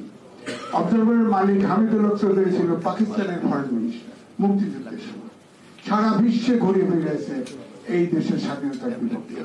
অবজারভার স্বাধীনতার পক্ষে ছিল, কারণ সাংবাদিক। আমি টেলিগ্রাফে চাকরি করেছি, মৌলানা মান্নানের পত্রিকা। এই পত্রিকায় তখন ইনক্লাবের ওই হাউস এরশাদের সময় কেড়ে নিতে, তখন ইনক্লাবের ফার্স্ট পেজে মৌলানা মান্নান খুনি রাজাকার বলে একটা স্টোরি যেত, এবং তার পাশে যেত তার পক্ষে স্টোরি। পাবেন একটি মালিক, এখন একটি মালিক দিতে পারবেন যে তার পত্রিকা বা তার টেলিভিশনে তার বিরুদ্ধে রিপোর্ট চায়? একটি পত্রিকা পাবেন যে তার পত্রিকা তার মানে চিন্তা, ইচ্ছা, আকাঙ্ক্ষা বা তার পলিসির বাইরে? অর্থাৎ আমি এখন মালিক চাকরি দেয়, মালিক সম্পাদক, মালিক পলিসি নির্ধারণ করে, মালিক প্রমোশন দেয়, মালিক চাকরি দেয়। সুতরাং এখন সাংবাদিকরা, এখানে সাংবাদিক বন্ধুরা হয়তো অসন্তুষ্ট হতে পারে, আমি গৃহবৃত্ত বলবো না, অন্তর্ভুক্ত করে সাংবাদিকরা সাংবাদিকতা করতে পারছে। এখন মালিকের পলিসি হচ্ছে সাংবাদিক। এখন আগে দেখেন আমরা জানতাম যে ইনফরমেশন অর্থাৎ তথ্য মন্ত্রণালয় থেকে রিকোয়েস্ট করা এই নিউজটা যদি একটু যায় ভালো করে, বা এই নিউজটা একটু দেখেন যাতে না যায়। এরপরে আসলো গোয়েন্দা সংস্থাগুলোর থেকে বলা হবে। আর এখন আর কাউকে কিছু বলতে হয় না, কারণ পরিস্থিতি এমন তৈরি করে ফেলা হয়েছে, এখন সাংবাদিকরা নিজেই নিজেরটা সেন্সার করে, ভয়ে, আইন এবং ভয়। যাই হোক, আপনারা বলেছিলেন বেনজির কেটে ভয় পাইতো, দেখেন না শফিকুর রহমান প্রেস ক্লাবের প্রেসিডেন্ট ছিল, তার সিটিজেন টিভি ছিল, তাকে এমপি, সে সিটিং এমপি, সে আমরা শুনেছি শেখ হাসিনা প্রধানমন্ত্রীর ক্লাসমেট, তাকে ওয়েস্টিনে নিয়ে ধরে নিয়ে বেনজির তার নামে সেই টেলিভিশন লিখে নিছে। না দিলে হয়তো সেও ভাবছে তাকে গুম করা হতে পারে, ক্রসফায়ার করতে পারে। এখন যে পরিস্থিতি চলছে, এই পরিস্থিতি আমি মনে করি যে কালো দিবস যেটা হয়েছে বাকশালের আগ পর্যন্ত যে আওয়ামী লীগ সরকারের সময় ছিল তার চাইতেও ভয়াবহ। এখন সাংবাদিকতা বলতে কিছু নাই। আগে বলা হতো সাংবাদিকতা হচ্ছে, সংবাদপত্র হচ্ছে পোস্টে, এখন এখন আমরা সাংবাদিকরাও, আমি নিজেও বলি যে বিএনপি অফিস সাংবাদিকদেরকে, বিএনপি অফিস আর আওয়ামী লীগ অফিস ঝাড়ু দিলে মহারাষ্ট্র সাংবাদিক বেশি, অনেক বিট আমরা করে ফেলছি, এনআরটি তমুক বিট তমুক বিট, এখানে যায় আমরা সুবিধা নেই। আমরা 10,000 টাকা বেতন পাই, গাড়ি ফ্ল্যাটের মালিক হয়ে যাই, আমরা স্রোতের সাথে তো আমি সাংবাদিকরা হচ্ছে এই বাংলাদেশে পৃথিবীতে একমাত্র সাংবাদিকতার প্রফেশনে গণতন্ত্র দরকার। অর্থাৎ গণতন্ত্র না থাকলে সাংবাদিকতা থাকে না। কোন দেশে দেখেন, যে দেশে যতটুকু গণতন্ত্র সে দেশে ততটুকু। সুতরাং সাংবাদিকতার স্বাধীনতা যদি না থাকে, সংবাদপত্র যদি না থাকে, টেলিভিশন যদি না থাকে, তাহলে সাংবাদিকের চাকরি থাকবে না, সাংবাদিকের দরকার নেই। এই জন্য বলছি যে আজকের যে কালো দিবস পালিত হচ্ছে, আগামীকালকারটা আজকে, এই কালো দিবসে তখনকার সময় যত সিনিয়র সাংবাদিক ছিল, এই প্রতিনিধিত্ব সাংবাদিক, বিখ্যাত বিশ্বখ্যাত সাংবাদিক ছিল, সবাই সম্মিলিত সিদ্ধান্ত ছিল এটা কালো দিবস, সম্মিলিত, কেউ বিরোধিতা করে নাই, কেউ করে নাই। ইউনিয়ন অ্যাক্ট ছিল, একটা টেবিল থেকে আর একটা টেবিলে ইউনিয়নের ভয়ে মালিক ট্রান্সফার করতে পারত না, চাকরি একটা দেশ থেকে আরেকটা ট্রান্সফার করতে পারত না। আর এখন ডজন ডজন চাকরি খেয়ে দিচ্ছে, ডজন ডজন যারের খুশি চাকরি দিচ্ছে, কেউ ইউনিয়ন কিছু বলতে পারে না, করতে পারে না, কারণ আমরা বিভক্ত, আমরা বিভক্ত। অর্থাৎ আমাদেরও দোষ আছে, আমাদের শক্তি ক্ষয় হয়ে গেছে। এখন স্বাভাবিকভাবে সাধারণ সাংবাদিক যারা, তারা মালিকের কাছে আত্মসমর্পণ করেছে। আর আগে বাই চয়েস এই প্রফেশনে আসতো, বেতন কত পাত সেটা বড় কথা না, কিন্তু এখন আসে অনেক জায়গায় চাকরি না পেয়ে, অথবা এখানে সাংবাদিক আসলেই খাতায় নাম লেখার সাথে সাথে মন্ত্রীকে ভাই বলতে পারে, তাহলে আমার স্ট্যান্ডার্ড মন্ত্রী পর্যন্ত হয়ে গেল। কি হনুরে এরকম একটা। সুতরাং আমরা এবং সমাজ এবং আপনি দেখেন এখানে আলমগীর ভাই আছেন, আমার এই বাংলাদেশের সবচাইতে আমি যাকে পছন্দ করি এবং রেসপেক্টেবল তিনি। এত নির্মল এত স্বচ্ছ চেহারার পলিটিশিয়ান আর বাংলাদেশে একটিও নাই এখন। ওনাকে আমি বলি যে মিল্লা ফ্রিডম পার্টি ছিল না, মিল্লার একটা পত্রিকা বের করছে, সেই পত্রিকা তো বহু সার্কুলেশন। আপনি দেখেন বাংলার বাণী আওয়ামী লীগের মুখপত্র ছিল, যতদিন ছিল ততদিন বেশ সার্কুলেশন পেয়েছে। এখন বিএনপি একটা পত্রিকা চালাতে পারে, পত্রিকা চালাতে দাঁড় করতেই পারেনি। এখন অভিযোগটা কোথায় করবো বলেন, অভিযোগটা কোথায়? আর যেসব পত্রিকা আছে এরা এই সরকার তার কাটিয়ে দিচ্ছে, তার কাটা মানে বন্ধ করে, নয়াদিগন্ত ইয়ে বন্ধ করে দিচ্ছে, আমার দেশের প্রেস বন্ধ করে, অর্থাৎ তার আইন নাই বন্ধ করা। কারণ হচ্ছে শাহাবুদ্দিনের সময় আমরা আন্দোলন করে পত্রিকা বন্ধের আইন আমরা রদ করছি। এখন যে পত্রিকা বন্ধ করে কোন একটা জায়গায় দিয়ে প্রেস প্রিন্ট করতে দিবে না, আমার দেশ প্রিন্ট করতে দেয় নাই, কোথাও এখন প্রিন্ট করতে যাবে না, আমার দেশ করতে পারবেন না, ওই যে অনলাইনে। এই জন্য বলছি এখন সর্বাঙ্গীন মানব লাগাবেন, এখন সমাধান একটাই, যদি দেশে গণতন্ত্র পুনরুদ্ধার হয়, সংবাদপত্রের স্বাধীনতা ফিরবে এবং সাংবাদিকদের, আর না হলে এখন সাংবাদিকতার সবাই মালিক থেকে শুরু করে সবাই গা ভাসিয়ে এই যে ভয়ের পরিস্থিতি তৈরি হয়েছে, এর থেকে উদ্ধার হতে হলে গণতন্ত্র যতক্ষণ পর্যন্ত এই দেশে কায়েম না হবে ততক্ষণ পর্যন্ত সংবাদপত্রের স্বাধীনতা একদমই স্বপ্নের ব্যাপার। এবং এখন যে পরিস্থিতি চলছে এই পরিস্থিতিতে আমি বিশেষ করে বলবো, আপনারা হয়তো হতাশ বলতে পারেন, কিন্তু আমার কাছে মনে হচ্ছে আমরা দক্ষিণ কোরিয়ার দিকে আগাচ্ছি। এটা রুখতে নর্থ কোরিয়া, আপনার কেস হয়েছে। ধন্যবাদ। আমরা ভাই এ পর্যায়ে আমাদের সামনে আমাদের বর্ষিয়ান সাংবাদিক সম্পাদক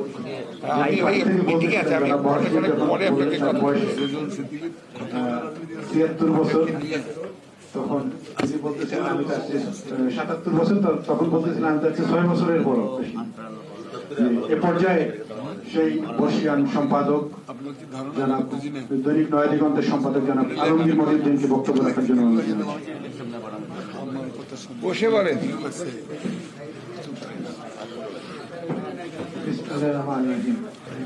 আমার তো বক্তব্য দেওয়ার কথা ছিল না, আমি শুনতে এসেছি। তো যাই হোক, বলতে বললে কথা বলতেই হয়। আর কি বলবো, খালি বললেই সেই পুরোনো কথাগুলো মনে পড়ে। সেই ৬৫ বছর আগে যখন সাংবাদিকতা এলাম তখন কিন্তু সাংবাদিকরা একটি কথা বললেই সেটা কিন্তু সবার কাছে এত মান্য, এত সম্মানিত শব্দ হতো যে ভাবা যায় না। আপনাকে একটা কথা বলছি, একদিন বাসে করে যাচ্ছি, বাসে দুটি ছেলে মারামারি করছিল। হঠাৎ আমার পাশে বসে থেকে এক ভদ্র বলে উঠে বললেন, এই থামো, নাহলে কিন্তু প্রেস ক্লাবে গিয়ে বলে দেবো। সেই সম্মান প্রেস ক্লাব এবং সাংবাদিকদেরকে আমরা সেই সম্মানগুলো যেন হাতে বসেছি। আমাদের চেষ্টা করতে হবে, ইউনাইটেড থাকতে হবে, যাতে করে আমাদের সম্মান রক্ষা করতে পারি, মানুষের কথা বলতে পারি, মানুষ আমাদের উপরে নির্ভরশীল হয়ে তাদের কথা যে আমরা বলছি সে কথা তারা ভাবতে পারে। তো এই আশা ব্যক্ত করে আমি সবাইকে বলবো, আসুন আমরা ইউনাইটেড হই। আসলে ইউনিটির এগেনস্টে কিছুই নেই। আপনি যখনই দেখবেন কোনো গোষ্ঠী বা কোনো কেউ ইউনাইটেড হয়ে গেছে, তখন যারা অন্যায় করে তারা কিন্তু সতর্ক হয়ে যায়। তো সাংবাদিকরা বিশ্বব্যাপী তাদেরকে সম্মান করে একটি মাত্র কথা, একটা মাত্র কারণে, সেটা হলো তারা অন্যায়ের কথা বিরুদ্ধে অন্যায়কে ধরিয়ে দেয়। সেই জন্য আসুন আমরা আজকে ইউনাইটেড হয়ে আমরা যে অন্যায়দের সাথে কাজ করে যাচ্ছি সেটা যেন সামনে এগিয়ে নিতে পারি।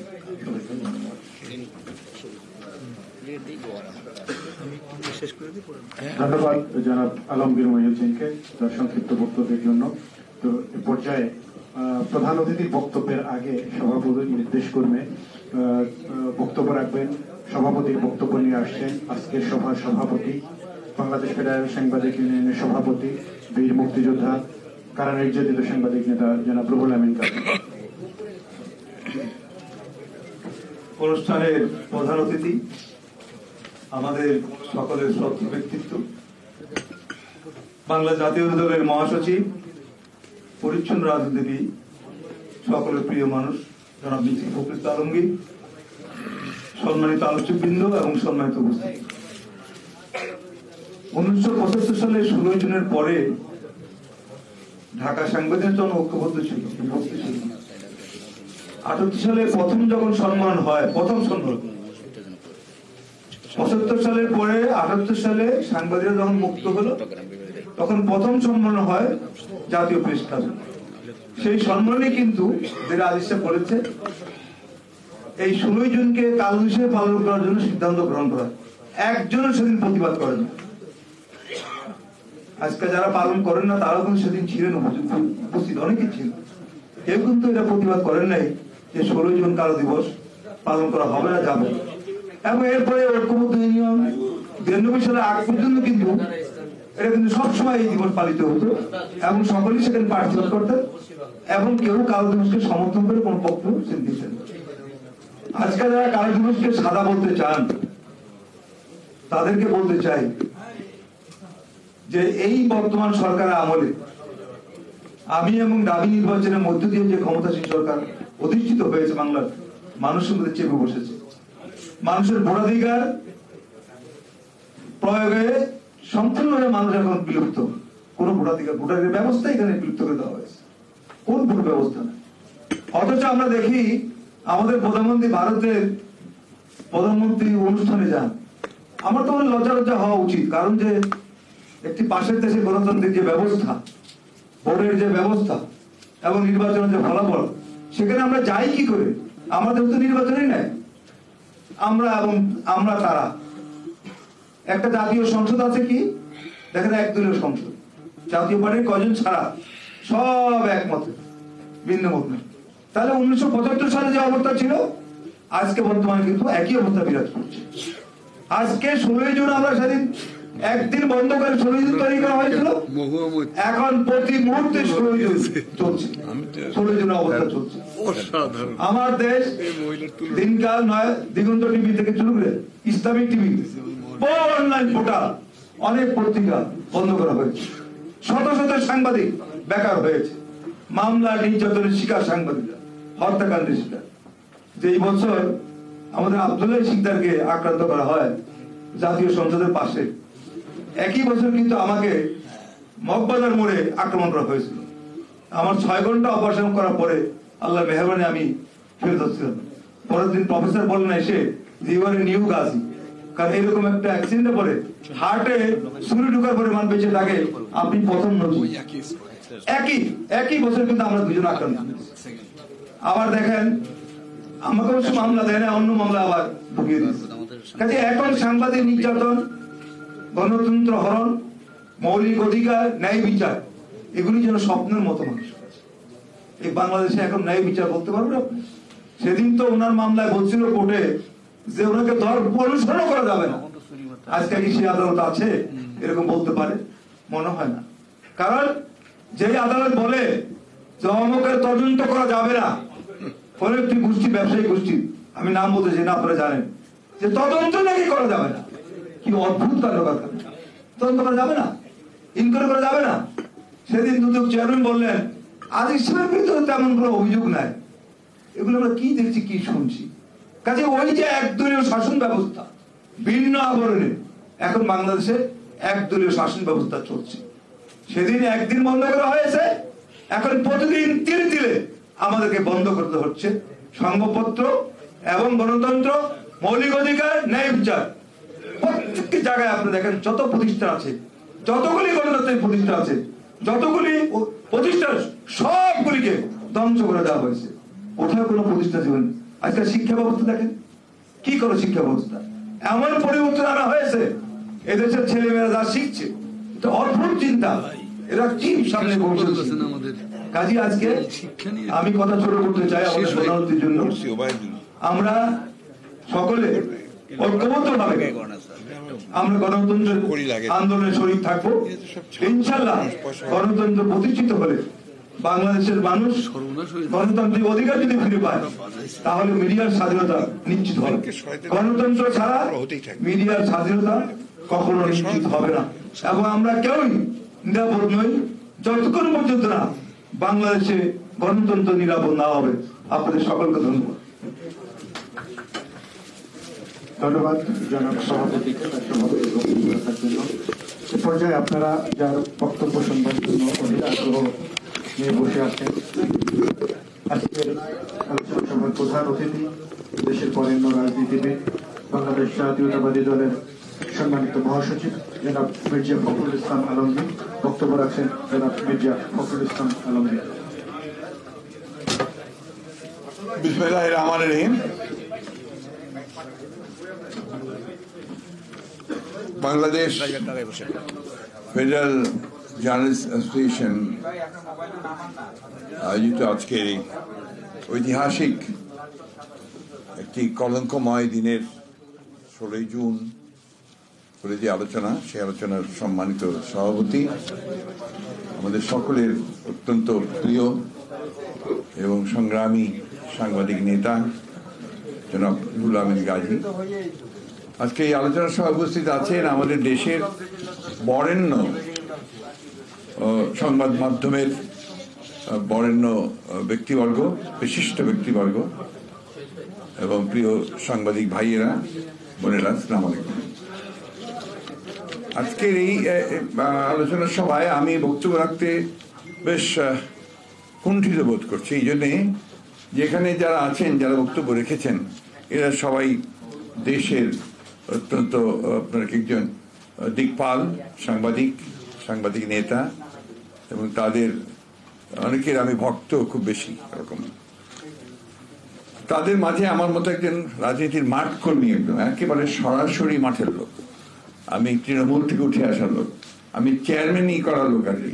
আপনারা যেটা অনেকেই জানেন কিনা আমি জানি না, সেই মানুষের আপনাদের মাঝে বক্তব্য রাখাটা আমার জন্য অত্যন্ত বিব্রতকর, এই জন্যে যে আমি আসলে তার যোগ্য নেই। আমাকে আপনারা আমন্ত্রণ জানিয়েছেন, সেজন্য আপনাদেরকে আন্তরিক ধন্যবাদ এবং কৃতজ্ঞতা জানাচ্ছি।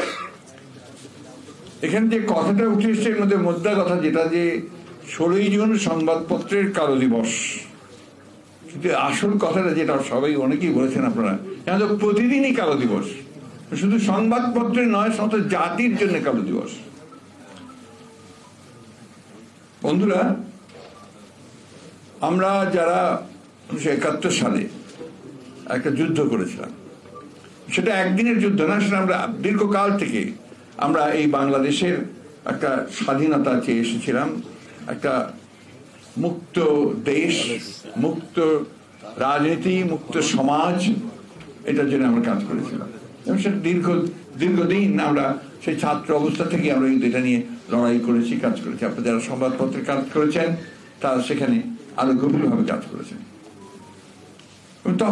তখনকার আমাদের যেটা লক্ষ্য ছিল, যেটা 1971 সালে আমরা যুদ্ধ করেছিলাম যার জন্যে, সেই যুদ্ধের পরেই কিন্তু যে কথা অনেকেই বলেছেন, 72 সালের থেকেই কিন্তু আমাদের সেই স্বপ্ন, আমাদের সেই যে আকাঙ্ক্ষা, সেটা কিন্তু সম্পূর্ণভাবে একেবারে ভুল উন্ঠিত হয়ে গেছে।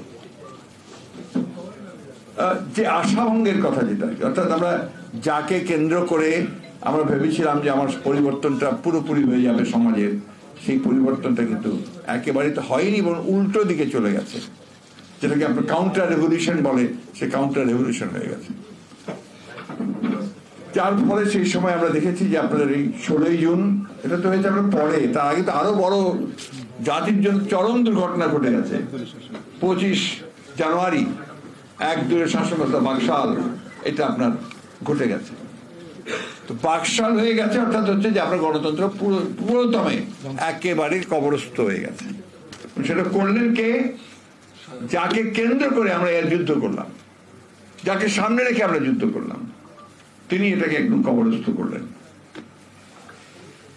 দুর্ভাগ্য আমাদের যে আজকেও সেই একই রকম বন্দনা শুনতে হয়। তখন যে বন্দনাগুলো শুরু হয়েছিল সেই বন্দনা এখনো একইভাবে চলছে।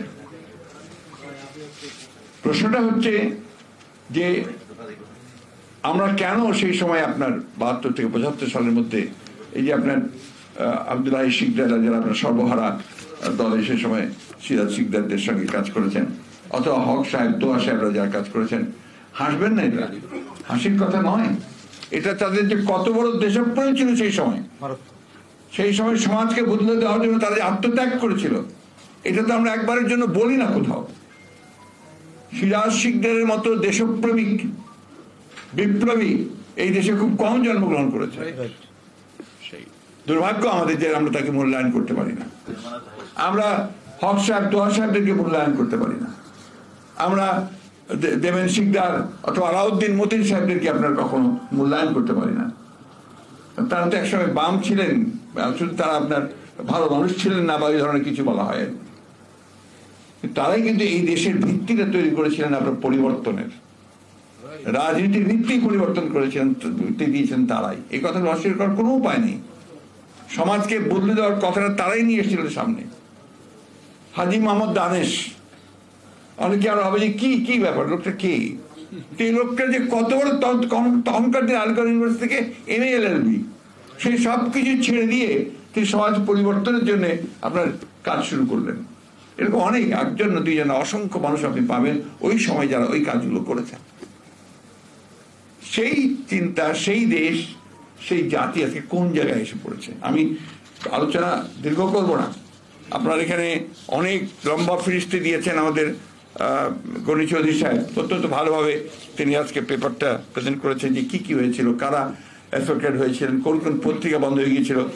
আবার সুকল গণতন্ত্র আবার যখন আপনার এখন বলা হচ্ছে, আমি যেটাকে বলি আপনার একটা গণতন্ত্রের লেবাস পরে আপনার এখন এক দলীয় সংবাদটা কায়েম হয়ে গেছে অলরেডি।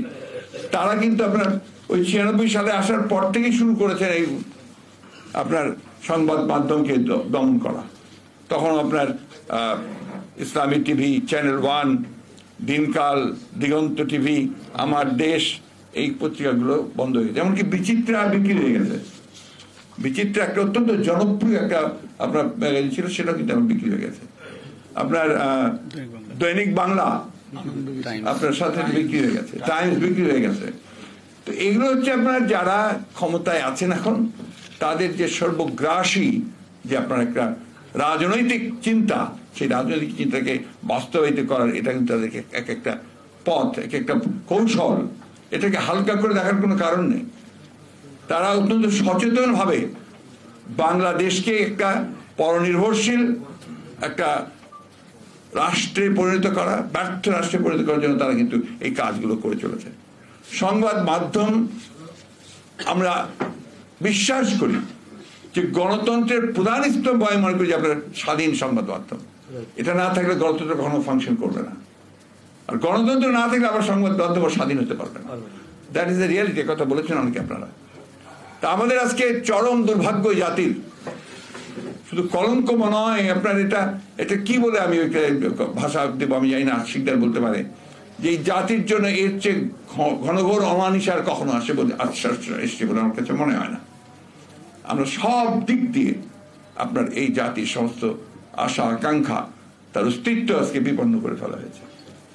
আমি দেখুন এই তারপরও এর মধ্যে কিন্তু আমি সংবাদ কর্মী যারা আছেন, যারা সাহস করে কাজ করছেন, তাদেরকে আমি কৃতজ্ঞতা জানাতে চাই, ধন্যবাদ জানাতে চাই। এই যে বেনজির কাজ, এগুলো তো আপনারাই তুলে নিয়ে এসছেন, যেভাবেই হোক আপনারাই তুলে নিয়ে এসছেন। আজিদের কাজ আপনারাই তুলে নিয়ে এসছেন, আনারের ঘটনাগুলো আপনারাই বের করছেন। ওর মধ্যে আবার অনেক কিছু বেরিয়েও যাচ্ছে। কিন্তু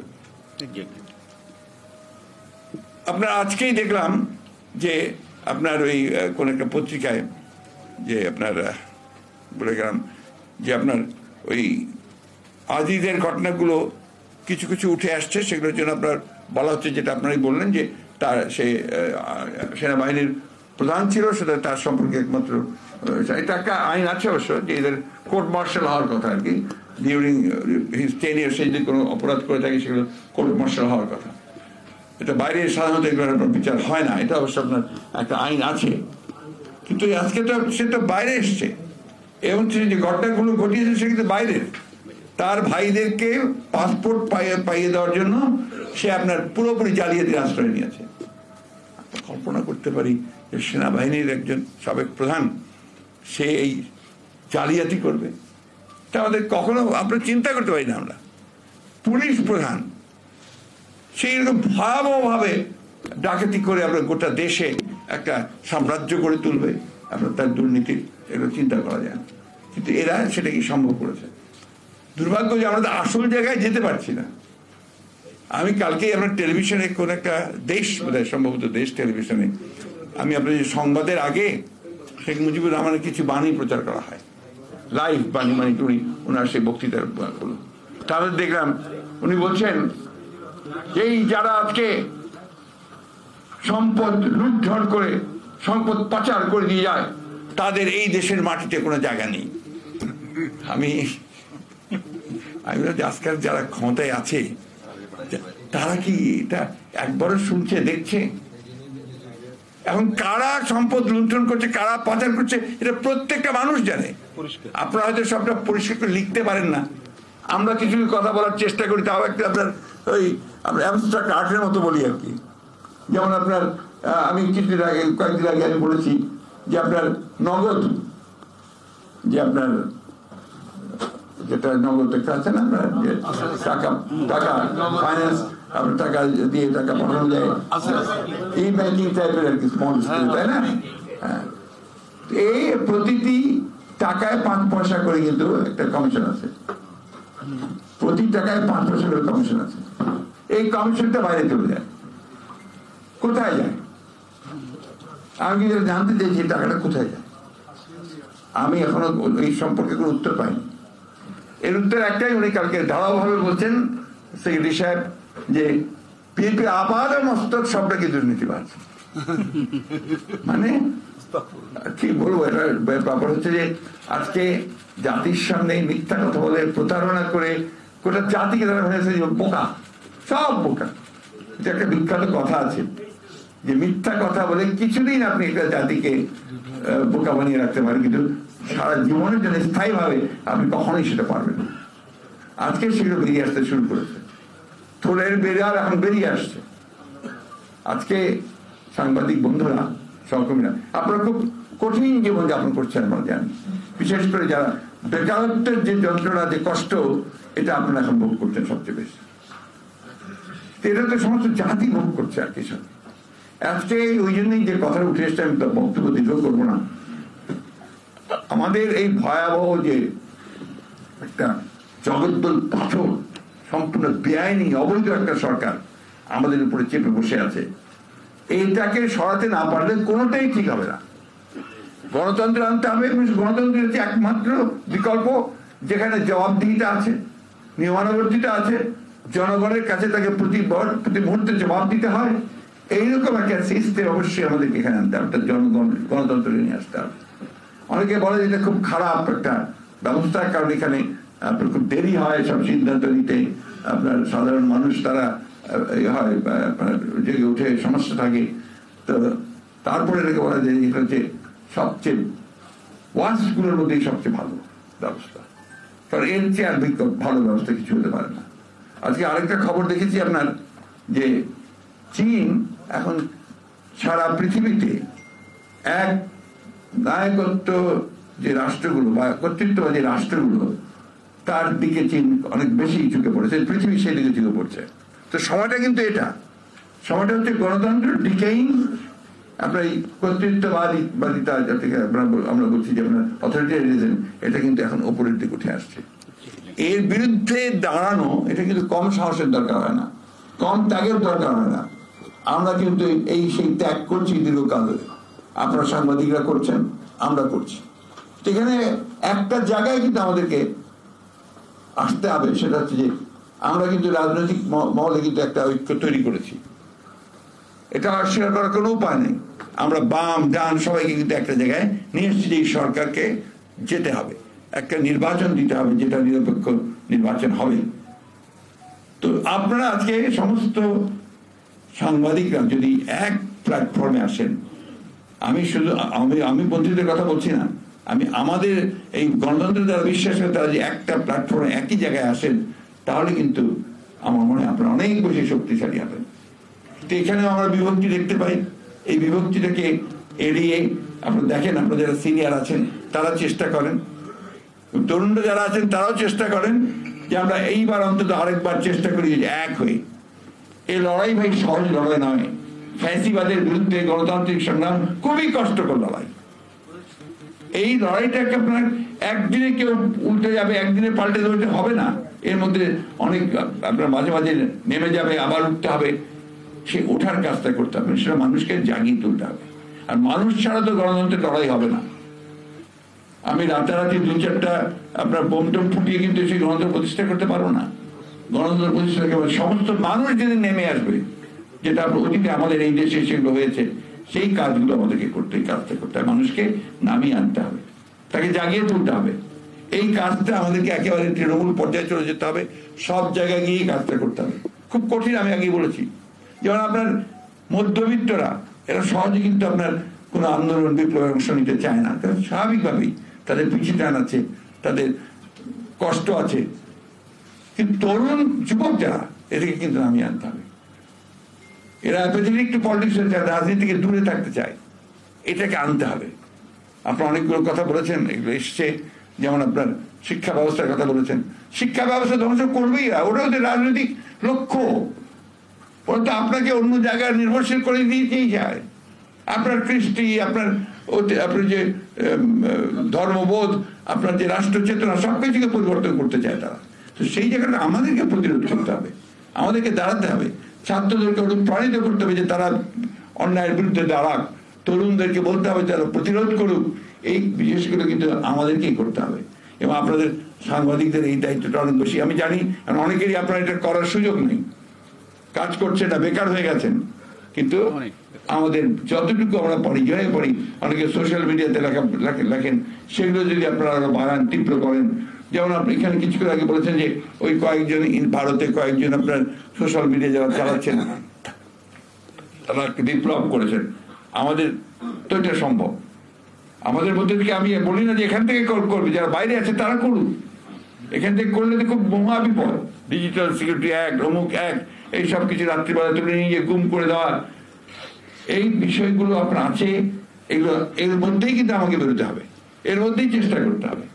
আমি সেই সব মানুষদেরকে, ব্যক্তিদেরকে, সাংবাদিকদেরকে ধন্যবাদ দিতে চাই যে তারা এত প্রতিকূলতার মধ্যেও যারা কাজ করে যাচ্ছেন। টক শোতে অনেকেই কথা বলেন, আমি তাদেরকে কংগ্রাচুলেট করি যে তারা যখন কথা বলেন তার সত্যিকার অর্থেই আপনার আমি বলি, আপনার সাংবাদিকরা যারা কথা বলেন, আপনারা উইথ ফ্যাক্টস ফিগার্স নিয়ে কথা বলেন, এবং ওটা ভালো ভালো কথাগুলো বলেন। আপনার এটা কিন্তু আপনার মানুষ খুব অ্যাকসেপ্ট করে। এই কালো দিবস আপনার প্রতিদিন যাচ্ছে, যেটা আপনারা বলেছেন, এই কালো দিবস থেকে বেরিয়ে আসতে হবে। এবং আমি বিশ্বাস করি আমাদের সময়ের সেই আপনার আমাদের সময়কার ছাত্র নেতা ছিলেন, তার কবি আপনার বুলবুল খান মাহবুব টাঙ্গাইলের, তখন তিনি ছাত্র কবি, ছাত্র নেতাও। তিনি আমাদের যখন আপনার এরকম বারবার আমরা ফেল করছি, তখন তিনি একটা কবিতা লিখেছিলেন যে অস্থির যুবকেরা শোনো, হতাশাই শেষ কথা নয়, যেন প্রতি রাত্রির পরে হবে নতুন সূর্যোদয়। সূর্যোদয় হবে, এবং সেই জন্যে আমাদেরকে তার জন্য ওই রাত্রির অন্ধকারকে কাটিয়ে ওঠার জন্য সামনের দিকে এগিয়ে যেতে হবে। এটাই আমাদের একমাত্র আজকের দিনে আপনাদের কাছে আমার আবেদন। আমরা রাজনৈতিক দল করি, রাজনৈতিক দল করছি, কিন্তু আপনারা যদি সঙ্গে থাকেন, জোরের সঙ্গে থাকেন এবং শপথের সঙ্গে থাকেন, তাহলে নিশ্চয়ই আমরা সফল হব। আপনাদের সকলকে ধন্যবাদ। এখানে অনেকেই অনেক প্রপোজাল দিয়েছেন, আমাদের শর্ট লিমিটেশন আছে আপনারা জানেন, কিন্তু সেই লিমিটেশনের মধ্যে আমরা কাজ করার চেষ্টা করছি, আমরা এটাকে কাটিয়ে ওঠার চেষ্টা করছি। ধন্যবাদ আপনাদের সকলকে। এক মিনিট, আমাকে সাংবাদিক ভাইরা সবসময় কিছু চিটকুট পাঠান। আজকে একটা পাঠিয়েছেন, হ্যাঁ এটা তো ইম্পর্টেন্ট ইস্যু একটা। সেন্ট মার্টিন ইস্যুতে যে সংকট, মিয়ানমার থেকে গুলি এবং আপনার দ্বীপে আতঙ্ক, কি দুঃখজনক, কি মানে এটাকে কি বল, কত ব্যর্থতা এই সরকারের, যে আমার একটা দ্বীপ, সেই দ্বীপে আমরা যেতে পারছি না, সেই দ্বীপে গেলেই আপনার অন্য দেশ থেকে গুলি করে মেরে ফেলা হচ্ছে, মেরেও ফেলেছে। অথচ এখন পর্যন্ত সরকার এই ব্যাপারে কোন রকমের কোন একটা বক্তব্য পর্যন্ত দেয়নি। বরঞ্চ হোম মিনিস্টার সাহেব বললেন যে এখন এমন কোন অবস্থা হয়নি যে যেটাতে আমরা একটা এই ধরনের একটা স্টেটমেন্ট বা কিছু বলবো। এই যে নত জানু, মিয়ানমারের মতো একটা দেশকেও কিছু বলা যাবে না। এটা কতটা আপনার মানে আপনার দাসসুলভ মনোভাব হতে পারে। আমার রবি ঠাকুরের কথা মনে যায় যে দাস্য সুখে হাস্য মুখে, সুখটা দাস্য সুখ, মুখটা হাসির। কারণ ওদের কাছে কি আমরা আবার দিন দরবার হচ্ছে প্রতিদিন। সীমান্তে লোক মেরে দিচ্ছে, একটা কথা বলে না, পানি দেয় না, একটা কথা বলে না। আর এই সেন্ট মার্টিনে এখন খাদ্য সংকট দেখা দিয়েছে, অথচ এই নিয়ে সরকারের কোনো মাথা ব্যথা নেই। সেখানে কয়েক লক্ষ মানুষ বিপদগ্রস্ত হয়ে পড়েছে, কোনো মাথা ব্যথা নেই। এখানে আপনার এই হচ্ছে আপনার আসল কথাগুলো, যেগুলো আপনার মানে আমি আপনাদের সামনে, আমার সেই ধৃষ্টতা নেই আমার যে আমি আপনাদেরকে পরামর্শ দেব, কিন্তু আমার একটা অনুরোধ আছে, আপনাদের কাছে আহ্বান আছে যে আসুন আমরা সবাই ঐক্যবদ্ধ হই। ঐক্যবদ্ধ আন্দোলন ছাড়া আমরা এদের বিরুদ্ধে কিচ্ছু করতে পারবো না। সেটা জনগণের আন্দোলন হতে হবে, সেটাকে আপনারাই টেনে তুলতে পারেন, আপনারাই সেটা সম্ভব করবেন, এটা আমি বিশ্বাস করি। আছে সমস্যা আছে অনেক, এই সমস্যাগুলো কাটিয়ে উঠতে হবে। ধন্যবাদ সবাইকে। আসসালামু আলাইকুম। প্রধান অতিথির বক্তব্যের মধ্য দিয়ে আজকে আমাদের প্রধান অতিথি রাখবো আমি